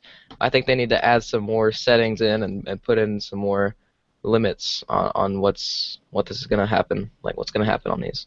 Do you have any thoughts Yeah. on this, Seismic? Well, I was just gonna say, this is kind of related to that. It's different though. So, do you guys think Glass and Google Wear are kind of gonna fight each other, and Google Wear is gonna dominate Glass? Because I don't see the two existing in a market together. Because if you have wristwatches and something like a heads-up display, I don't think that makes much sense. So, does anyone have any Right. thoughts on where that's going? I think it's whatever is more comfortable for the user, and I think it's completely up to them, and I think price is also going to play a big factor. And depending, like, Google Glass was really expensive, of course, when it first came out. But these watches are going to kind of be on the down low price-wise. Some of them are going on budget and stuff like that, so I think we're going to see that too. Do you think that they will try to combine these, like maybe be able to see it while you're in glass and you can look at your watch? That would Maybe be use awesome. Yeah, I think one of the things with Glass though is the price point is so limiting at what is it, $1,500? Yeah, it's not a lot of people are going out and just grabbing these things. Mm-hmm. I think Yeah, we just using gotta wait a them is little the way to go. Anyways, do you guys want to talk about one more topic? Just one more? Heck, And then alright. go ahead and do the questions and feedback and stuff. Yeah. Alright, So let's see. What last one do you guys You want wanna to grab do? the TSA one? The TSA. Oh, okay, yeah, Oh sure. yeah, that's We'll interesting. grab that might be kind of fun to talk about. The TSA is. So let me TSA put that on banned my certain browser. supplements. Oh, Here we go. alright. Tell us about it. Alright, so basically TSA I'm not sure when this is rolling out, but they're going to be checking cell phones to make sure that it'll boot up and they just want to see the OS on the screen. and it's sort of like a ban on uncharged cell phones. And a lot of people are like, why are they doing this? This is dumb because, TSA in the past has done a lot of really dumb stuff. But this actually does make sense, as later revealed in the article, because you could be hiding like a bomb in your battery, in which case it would not boot up and they'd be able to catch that. But this is Whoa. basically a countermeasure in the meantime before they can scan for that sort of stuff, as they just want to make sure it can turn on. And this is not old stuff either. Laptops have been checked in the past. I know, like, maybe 5 years ago, they're doing this sort of thing with laptops to make sure it would turn on, just random spontaneous checks. And it does make a lot of sense, because Makes sense, otherwise yeah. people could hide it in their cell phone or something, and that'd be really bad. Yeah. That's interesting, because when I saw that, I was like, what? But, yep, that's... I mean, So- but so how, if someone, like- difficult is that going to be? What, Like- hiding a bomb in your cell No, phone? no. I mean, like, okay, you're going up to TSA, and then what you got to take out and show your phone, like at the. Yeah, exactly, and lines are long enough the way they are. I mean, I just got back from traveling a while ago, and TSA lines are crazy. And then now Yeah. we've got another check. Let me make Exactly, sure your phone they're turns already on. like 30-minute lines. I mean, what are you gonna do if you say, "Oh, I don't have my phone"? Are they gonna be like, "Oh, yeah, you do"? Exactly. I think whenever you walk through the scanner... I think they can see it, and this is another topic that I guess I didn't. We don't have an article on it, but they did just recently have to rule out. I like to call them the microwaves, like the things you have to walk in, like the full body scanners. I call them microwaves. Oh, yeah. But anyway, so those sort of things are. 1 second, Aren't let me they doing pause away with quickly. those? Yeah, they are, because they were taking basically, I think, too detailed pictures, and people didn't like that. Huh. And the program that was like supposed to image it out like just totally failed or something like that. Yeah, something like that, and people didn't like it. So, you can actually opt for a full body pat down though, but Yeah. I'm good. The people who are Anyways. complaining about it being too personal, and they say, "Oh, we'll take a full body pat down instead." Just, Yeah, I mean, exactly. come on, you hypocrite. Oh well. Hypocrite. Anyways, though, we have 20 So, yeah. minutes left on the stream. Let's head on to our comment stuff, and we'll do So a few questions. go ahead in these last 20 minutes, ask us any questions about PC gaming or PC Yeah. hardware or just tech in general. And also, if you have any feedback, go ahead and tell us right now. Please give us feedback. And by Yes, the well, way, Yes. yeah, lots of feedback. We want feedback. So let's just go through here. Is it worth it to buy the GTX 780 Ti? We already answered that. R9 290 or 290X. That's sort of like 780 versus 780 Ti. Yeah. It doesn't make too much sense to upgrade unless you're an enthusiast again. Is the Diamond R9 290 a good card? I kind of don't like the brand Diamond because it's kind of like power color, especially like their lower end. Like, cards are kind of, Yeah, it's kinda really how I feel, too. sketchy. I mean, like a high-end power color card with like, the Devil 13 cooler is pretty badass. But I don't know, I just don't like Diamond. They have bad reviews. I mean, they could be Yeah. cheap, but eh. Yeah, exactly. I feel like if you're paying, you might as well pay the another $20 for a quality card or something like that. Though I've never used a diamond card myself, so don't take my word for that. Yeah. Let's see. So I'm Stealths. Mantle. What do you think the percentage increase of FPS will be when it's actually done and finished without all the bugs? So do you think whenever Mantle gets fixed, how much of an increase do you think that's gonna happen in FPS? I don't think it's going to change that much, honestly. I mean, I don't think DirectX 12 is going to be that huge of a jump either. Maybe I'm just a pessimist, but yeah. A lot of people on consoles are expecting a lot out of it. Yeah. Yeah, they're like, We're going to get 200 FPS on Battlefield 4 at max settings. Speaking of Oh. that, Nah. I just want to say yeah, I one just thing. saw something interesting in the comment section below. Razer Project Christine. Oh, Yeah, think that's an it's interesting awesome. topic. We haven't heard anything else about it since, what was it, CES? Okay, I have some 2013, controversial 2014. opinions about that. I don't think it's actually going to be, put in production by Razer. Maybe by somebody else. Maybe somebody else will legitimately put something out like that. But I think Razer just did that to, spark ideas about it and just as a cool, booth thing. So people I could think see, oh, that's the cool, design and- is pretty nice. It's really But- modular. Like if you want to add a GPU, instead of having to go through this entire like crazy process, which you do in a regular PC, and like just Yep. unplug everything and go blah blah blah. You guys can go ahead, get this little like tubular thing, and just plug it in, and boom, you get another graphics card. Yep. Yeah, I mean, but the thing maybe- that I find about that, That it is is actually awesome. more exciting than the modularity, is the water cooling. It automatically has a closed water cooling loop Oh, hooked in, which sweet. is really cool. And it has like auto closing valves, so you can just hot swap like GPUs. How Yeah. crazy is that? But Yeah, I don't so- think. Again, I think it's a bit far fetched for consumer Yeah. production. As cool as I think it is, if they put it into consumer production, they'll just be shivving themselves in the stomach, really, and I don't think they're gonna do it. And it's just something to look at.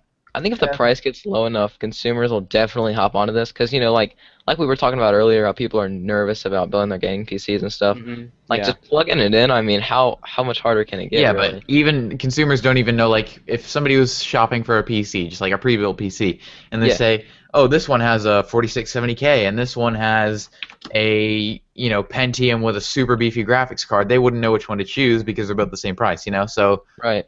even less with knowing what to upgrade, even if it is Yeah. just, like, drag and drop, That's true. And that's even true. if it's like, So even if like Project Christie, like the actual PC itself is like $1,000, and some people may call that like kind of unreasonable, I still think it's gonna sell pretty well because I think there's a pretty large fan base out for Well, that PC. wasn't the point for that just to be, like, you buy a bare bones kit, and then with, like, RAM or hard drive or whatever, and then upgrade it after that, or is it going to be like a full pre-built PC and then you can add on to that? It's a full rebuilt PC, and you can just go ahead and add on to it. Oh, that's cool. Yeah, it's really awesome. So We got let's some more see. questions. Yeah, so I'm just gonna look at this one here, because this is kind of quick. 4670K or 4690K. 4690K all the way, baby. Wait, Yeah, okay, basically so you wait. get better thermal interface material, and I think like a 100 megahertz base clock speed increase. I think. Right. Oh Have they yeah, done anything 4690. about the integrated heatsink on that chipset? I don't think so. The stock heat sinks aren't very good though. I think. Yeah, Yeah, I mean, I mean, I'm about to You delist. shouldn't overclock with them. I think that's the community consensus. I think on that. what is there? There's $10 in between the 4670 and 4690. So, I mean, the upgrade isn't going to be giant. It's going to be pretty subtle, but you're also going to notice differences like the 100 megahertz that you're talking about earlier, and then the Yeah. better material too. So, I think it's worth the $10 if you're gonna buy it anyway. So. So next we have 150 times smaller pixels called nanopixels. I don't know, I feel like smaller pixels are sort of a number. And it seems like because, for example, you look at something like the LG G3 that has 1440p, but it's not really too much of a difference between that and 1080p. So I think cramming more pixels in, I feel like you're taxing your GPU, so it's sort of more trouble than it's worth right now, because especially since you can't even see the difference. But I don't know, what are your opinions? Could you rephrase that? Yeah, definitely rephrase that. I didn't quite. It was My too bad. fast. I didn't get you either. Basically, there's a technology called nanopixels that allows you to have smaller pixels, I think. And that'll increase pixel density. Yeah, I've only seen, basically 150 times better pixel density. And the other thing about it, I've only read a little bit about this, but it's also supposedly works like e-ink, so it only refreshes the screen when it actually, or only refreshes certain pixels when it actually needs to. So this could work really well for like phones where you want to save battery life with refreshes. Oh, there's actually a really good Assuming question. you over aren't here. giving up your refresh rate though in like transitions. I like this question by Brandon Kennedy. Yeah. He asked, the new Good Pentium question. came out and it performs amazingly when overclocked, but how long do you think the dual cores will last in usable AAA titles? Like Yeah, I Titan think 2.5 Scatterville better defends years. Pentium here. I think 2.5 years. Scattervault's exact. so hyped about that Pentium. Oh boy. I don't know how long dual Also, cores. guys, so I'm not seeing too much feedback here again, but please, feedback. I want feedback. Everyone here wants feedback. Yeah. Yep. Feedback. We Give us love feedback. feedback. We want to make this the because- best for you guys, so. How Yeah. how could we Anything improve? we and could what do. would you guys want to look at? Like if we were doing it again. Yeah, exactly. And future topics, if you want to suggest them, put it in the comments here. Put it in our like announcement comments. So would you ever buy an Nvidia Shield? So the Shield's been out for a little while. I don't know my an AMD opinion, card, No way. so I wouldn't Nah. do it. I have a bit of a story to share about my Shield, because I bought a Shield at one point, Ooh. and as much as I enjoyed it, I had problems with it. Like, okay, this was in my old house when I bought it, and I had like 50 Mbps down and like 3.5 up. So, heck was that? So it was nothing great, but I just couldn't stream. Like, I would go to my living room and I couldn't stream. Like, it would get really pixelated first off, and just the latency was the real issue. Like, the frame rate wasn't terrible, the graphics weren't terrible, but frame rate or the latency was I just never would awful have thought you would try to stream from an NVIDIA Shield. too. Yeah, well, I think that's the main feature of the NVIDIA Shield. I don't think Android gaming, again, it's mobile gaming, so it's good for casual use, but like if you're looking for some serious graphics and stuff like that, then I don't know. Well, yeah, and the it's also pretty cool for CUDA developers and all that, but Android games on there running on the Tegra, they're not bad. Like I played a couple. In the NVIDIA store, they have a bunch of Android games that you could buy. I didn't buy any of them. I just got basically all the free ones, and they run pretty well and they look pretty nice. So maybe if you just want to do like hardcore mobile gaming for some reason, then yeah, I'd go with the Shield. Except for one thing, and this is one thing that I saw, and I wasn't seeing a lot of other people saying this, but if you're looking for playing portrait mode games like Temple Run, it absolutely stinks because you have to like turn the device and it gets in the way, and it's so weird. Anyway, so Alright, we got quick questions. 780 Ti or R9 290X, 780 Ti all the way. I don't know it because depends. you get better performance out of the R9. Well, the 780 Ti And is the faster. VRAM. It's just the R9 Generally, the 290X has AMD cards 1 make more more gigabyte of VRAM. perspective. AMD Yeah. card's gonna be. It just I guess it depends if you want the software like we were talking about Yeah. earlier, or if you want. Let's see. So what else do we have here? We have R9 290 or DK. DKX 780, of course. R9 290. Yeah. So do you need to buy a keyboard or mouse specifically for gaming, or do normal mouse and keyboard work? So this is kind of an interesting question. Really, if you just want to do casual gaming, or not even casual, like if you like semi-intense gaming, whatever, you can use a normal keyboard and mouse. The only reason why you would want a gaming mouse or something is if you want insanely high DPI, or gaming keyboard if you just like the feel of it. Or But like really, the Also have normal- response time and stuff. yeah, response And- time too. But I mean, like I have a mechanical keyboard. It's not for gaming, but I Yeah. feel like the upgrade is Right. significant. So if you spend a lot of time gaming and you really want nice stuff, go for it. Yeah, and I Not think to mention Definitely sorry, invest the in most- something like a most- GPU before you go and buy a keyboard. yeah, Sure, definitely. yeah, you don't want to be getting like a $100 keyboard before you're getting Yeah. a nice GPU. Right. Mhm. But I think definitely the most important thing with a mouse isn't really the DPI or what kind of sensor it has. I mean, that's very important, but a lot It's of kind of a times, spec war, I feel, and it doesn't make much sense. yeah, it'll be like, oh, we have 1,000 or 10,000 DPI, 10,600 and then it's like, whatever okay, DPI. so Yeah, why use does that? your mouse and Why do we care? We'll never even get close to that. And then the sensor differs a little bit, whether it's laser or optical or whatever. But for me, it's just the comfortability of the mouse, because I don't care what DPI it's at as long as it's like above 3,000 or 4,000. And if the mouse isn't comfortable, it's going to be basically unusable anyway. I've had mice that I paid a pretty hefty amount of money for, and they just didn't feel right in my hand, and then I abandoned them basically. Okay, So, so We got another have hardware question. Yeah, Want me to go? Alright, you you can see go. the one where it says, why should I buy a G238, Yep. 258 over a Intel Core i5 4670K? Oh dear It's cheaper God. than thinking of buying it. If it's between this and the i5 4670K, definitely go for the 4670K. The Yeah. more cores yeah. do come in handy, but I mean, if you have like $100 worth of money to spend on a CPU, totally go for the G3258. Yeah. But if you can afford the 4670K, you will be much better off in life with Right. that CPU. I feel like Yeah, you'd be a lot happier if you get that. So let's see, another hardware question. 295X2 or Titan Z. 295X2 definitely, way. because Yeah, all the way. Yes. unless I you're agree. looking for Unless you're gonna do CUDA. editing. No, because Unless that you're doing, like, water cooling extreme loop CUDA is work. awesome, and it just creams a Titan Z at half the price. So. But if you're gonna do lots of editing, Yeah. a Titan Z is kind of worth it. Well, no, it depends. if- If you're using OpenCL, you don't need the Yeah. CUDA cores. Because Like a lot the CUDA of cores. applications that are optimized for CUDA and OpenCL, and even the 295X2 will be just as good as the Titan Z for half the price. Exactly. And some are better optimized for OpenCL. And so no, the AMD cards, I think they get, especially if you look at like Bitcoin mining, yeah. they do so much better on OpenCL workloads. So Hmm. what else do we have here? We have, would you rather be attacked by 100 duck-sized horses or one horse-sized duck? I think we need to answer this individually. So does We're anyone bound wanna to get this start? eventually. Alright, so Bronx, go. Okay.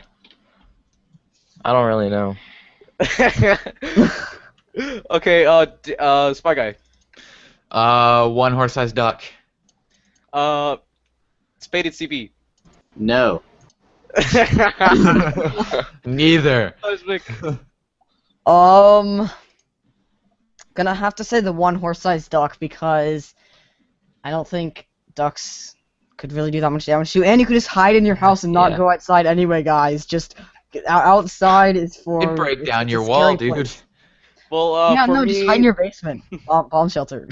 for me, How would both, you know? because I'm a man. Okay, Let's we got see. a whole lot of questions. Yeah. What else? Actually, Go, first go. I see something really interesting here. So, the Shady Tiger says, I think you should do a live stream looking through people's builds and giving them feedback/suggestions. That is a really good idea. That is We actually should a do really that. good idea. Oh gosh, I'm gonna be all over that. Jesus. Yeah, That's gonna be- let's Yeah. maybe for next time that for Tech on Topic, maybe like the first half hour we'll just spend giving suggestions. Dude, on I'm gonna be. Oh, I Maybe think the we- last half like an hour, I entire think. Yeah, I think the maybe last the half last hour half would be hour, better yeah, for that. something like that. But I would definitely be for that. And Oh, think of, that'll be like stream all that the. too. Oh my gosh. We got a Uh, question from Hell Heaven. Oh yeah. Is the R9 280X 3 GB versus GTX 772 GB? That just depends on how much VRAM you really need. If you're going to be gaming at 1440p, I do recommend 3 GB. In which case, sure, go for the 280X. I have a 770 2 GB by EVGA with an ACX cooler in my rig, and it works fine because I game on one 24-inch monitor, which is 1080p. So yeah.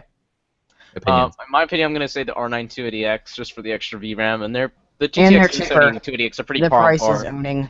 Yeah. Yeah. Also, whatever you use. If you're going to use Shadow Play a lot, go for the 770. If you're going to use, Exactly. OpenCL stuff a lot, go for the 280X. Let's see. They're So we basically have, on par. It's just whatever you use. Yeah. most So we also have, what do I need to look for when I buy a monitor for gaming for PS3 or PS4? Here's the thing. A lot of people use their PS3 or 4s with their TV. So a lot of TVs have issues with response time. So Oh make yeah. sure- Yeah. They're really slow compared to Whatever. monitors. Yeah. So I actually have a monitor- monitor guide. You can check that out. Oh yeah, Scott does have a monitor. Yeah, use Yeah, that. I have a monitor guide. Go ahead and check that out. So someone says they bought a Diamond R9 to 90. Was that a bad move? No, just try If it it's out. If it working, works for then it's you, good. it works for you. Yeah. For For example, let's see. Actually, there's one at the very bottom I want to point out by Okay. Miss Devil Donkey. iPhone or Android? Boom. Mhm. Android, Uh, Android. Yeah, I'm gonna go So Android. I think we have a bunch of Android fanboys in here, but I'm just gonna play devil's advocate here anyway because I have an Android phone. But iOS can be very good, especially with the continuity that they're adding in like iOS 8. So I just say use whatever ecosystem you're used to and whichever one your friends have. I know a lot of people that use iMessage, and with Android they just be completely screwed because they wouldn't be able to use iMessage Right. with their friends. So I Yeah. would go. I I think would the just thing- go straight up unlocked iOS. Yeah, that's it's like true. jailbroken is what you're saying. Yeah, jailbroken iOS. I think the good thing about iOS is the accessibility features on it. Like if you're handicapped or maybe like you have a grandpa who wants to get a good phone, but he doesn't really necessarily know a lot about technology, I'd say the iPhone's probably better in that Yeah, my category. grandpa got an iPhone just recently. Yeah. Well, But, hey, I A mean, lot of that. I really know- like Android because the customizability and just like the phone overall. Okay, here's one that's very interesting. This was a little while ago, but I'm running 2 Titan Z's in Crossfire and a 1-core Athlon. Is there a possibility my GPU is being bottlenecked? No, Oh, not at no. all. You're completely Root fine Sandstorm. there. The Root Sandstorm. Fuck you. 5 more minutes. So in this, I've seen a little bit of feedback out there, but thanks for the feedback. So basically, everyone is saying, awesome, great job. So thank you for Well, that. Actually, we got awesome, some more thank you, guys. feedback One- from Dark Lord. He said We that 1 hour for comments, 1 hour for topics. Switch up every 20 minutes. Yeah. And then the last So- like 20 or 30 minutes will be just for builds. Yeah, Well, Dark- not pretty 30 good. minutes for builds. That's a very good idea. But I think comments, just because of the way that we just if we do a topic, then comments, I think that did work kind of well for the Yeah, reason I actually kind that, of liked it. that because people are always going to be posting comments frequently. So if you leave time in in between the topics, then you can just look at a whole bunch of comments, then move on to something else. Then I don't know. I liked it.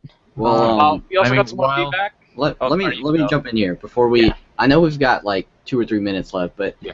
Dark Lord. We've been talking about him like the past couple minutes, but he had asked a question about he's just starting up and somewhere around a Oh little yeah, I bit saw less than that. 100 subscribers, and he was asking what does it take to get a large amount of subscribers, and I was wondering if maybe Scatter, he's got the most here, and I was wondering maybe you could For everybody, you know, how did you get to where you did, or how did you get to where you have gotten, and what did it take to get there? Well, it started in 1998, June 4th. A beautiful baby called Mark Arenavar was born.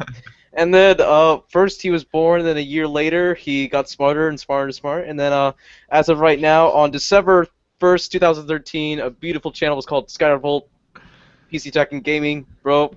And I guess the main trick on how I got my videos to be so good is just dedication. Yep. Straight up dedication. I put the work and effort into making, like, a lot of my videos are kind of strategic.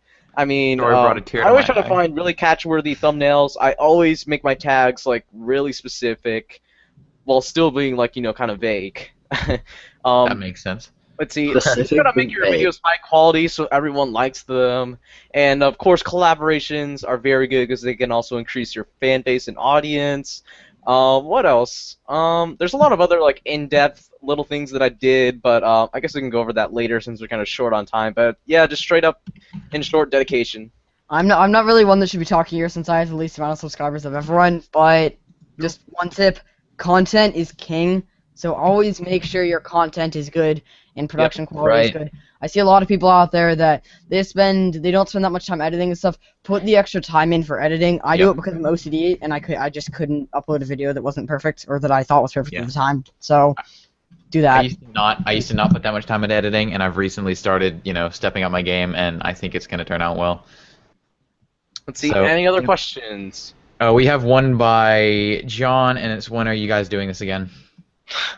Whenever Scanner we're all kinda took here, off because there. it's still summer, so we still have vacation and stuff. Yeah. Right. Whenever. Yeah, so we're gonna upload announcement videos obviously before the next one. I'm Yeah. thinking maybe make this a bi-weekly thing, but don't count on it, guys. We all have very different schedules, and we have to. This is sort of a perfect thing because all of our schedules lined up for this Saturday. I'm Right. Yeah. guessing we'll continue to do this on Saturdays. I'm guessing. I think a more likely thing would be like maybe once a month. I think that would be Yeah. the most likely number. Probably. Or maybe like once every. I mean, I'd love to 2 do 3 it more weeks. often, but I think And once again, a month is it- realistic. Whenever we do stream, it'll be in your subscription feed, probably on Scatter's channel. Are we going to do it on your Yeah. channel all the time, or? Yeah, probably since I have the largest. Oh, yeah, audience. yeah, yeah. Mhm. So, Alright, you cool. know, it'll be on Scatter's channel whenever we do. Wait, can you scroll up, Scatter? How many comments have we got on this stream? Let me go and refresh. the page. 297. Oh my goodness, that is awesome. Thank you guys all for coming. 315. Wait, really? Insane. Let me Like, refresh. this is awesome, guys. 315, So yeah. I think we're all out of time. Thank you so much for viewing our first ever guys, live stream of Tech on Topic. Make sure to leave feedback. This live stream will also be able to be seen once we stop the stream because, of course, you know, Google will save it and it'll be posted as a video. So, you know, And of course, you guys I can will view this also upload as later on. archives. Yeah, links, Oh, yeah, let's- links yeah, for the we'll channels in go. the description, and we will stream some other time. Anyways, well, thank you guys so much for watching, and we'll all see you guys later.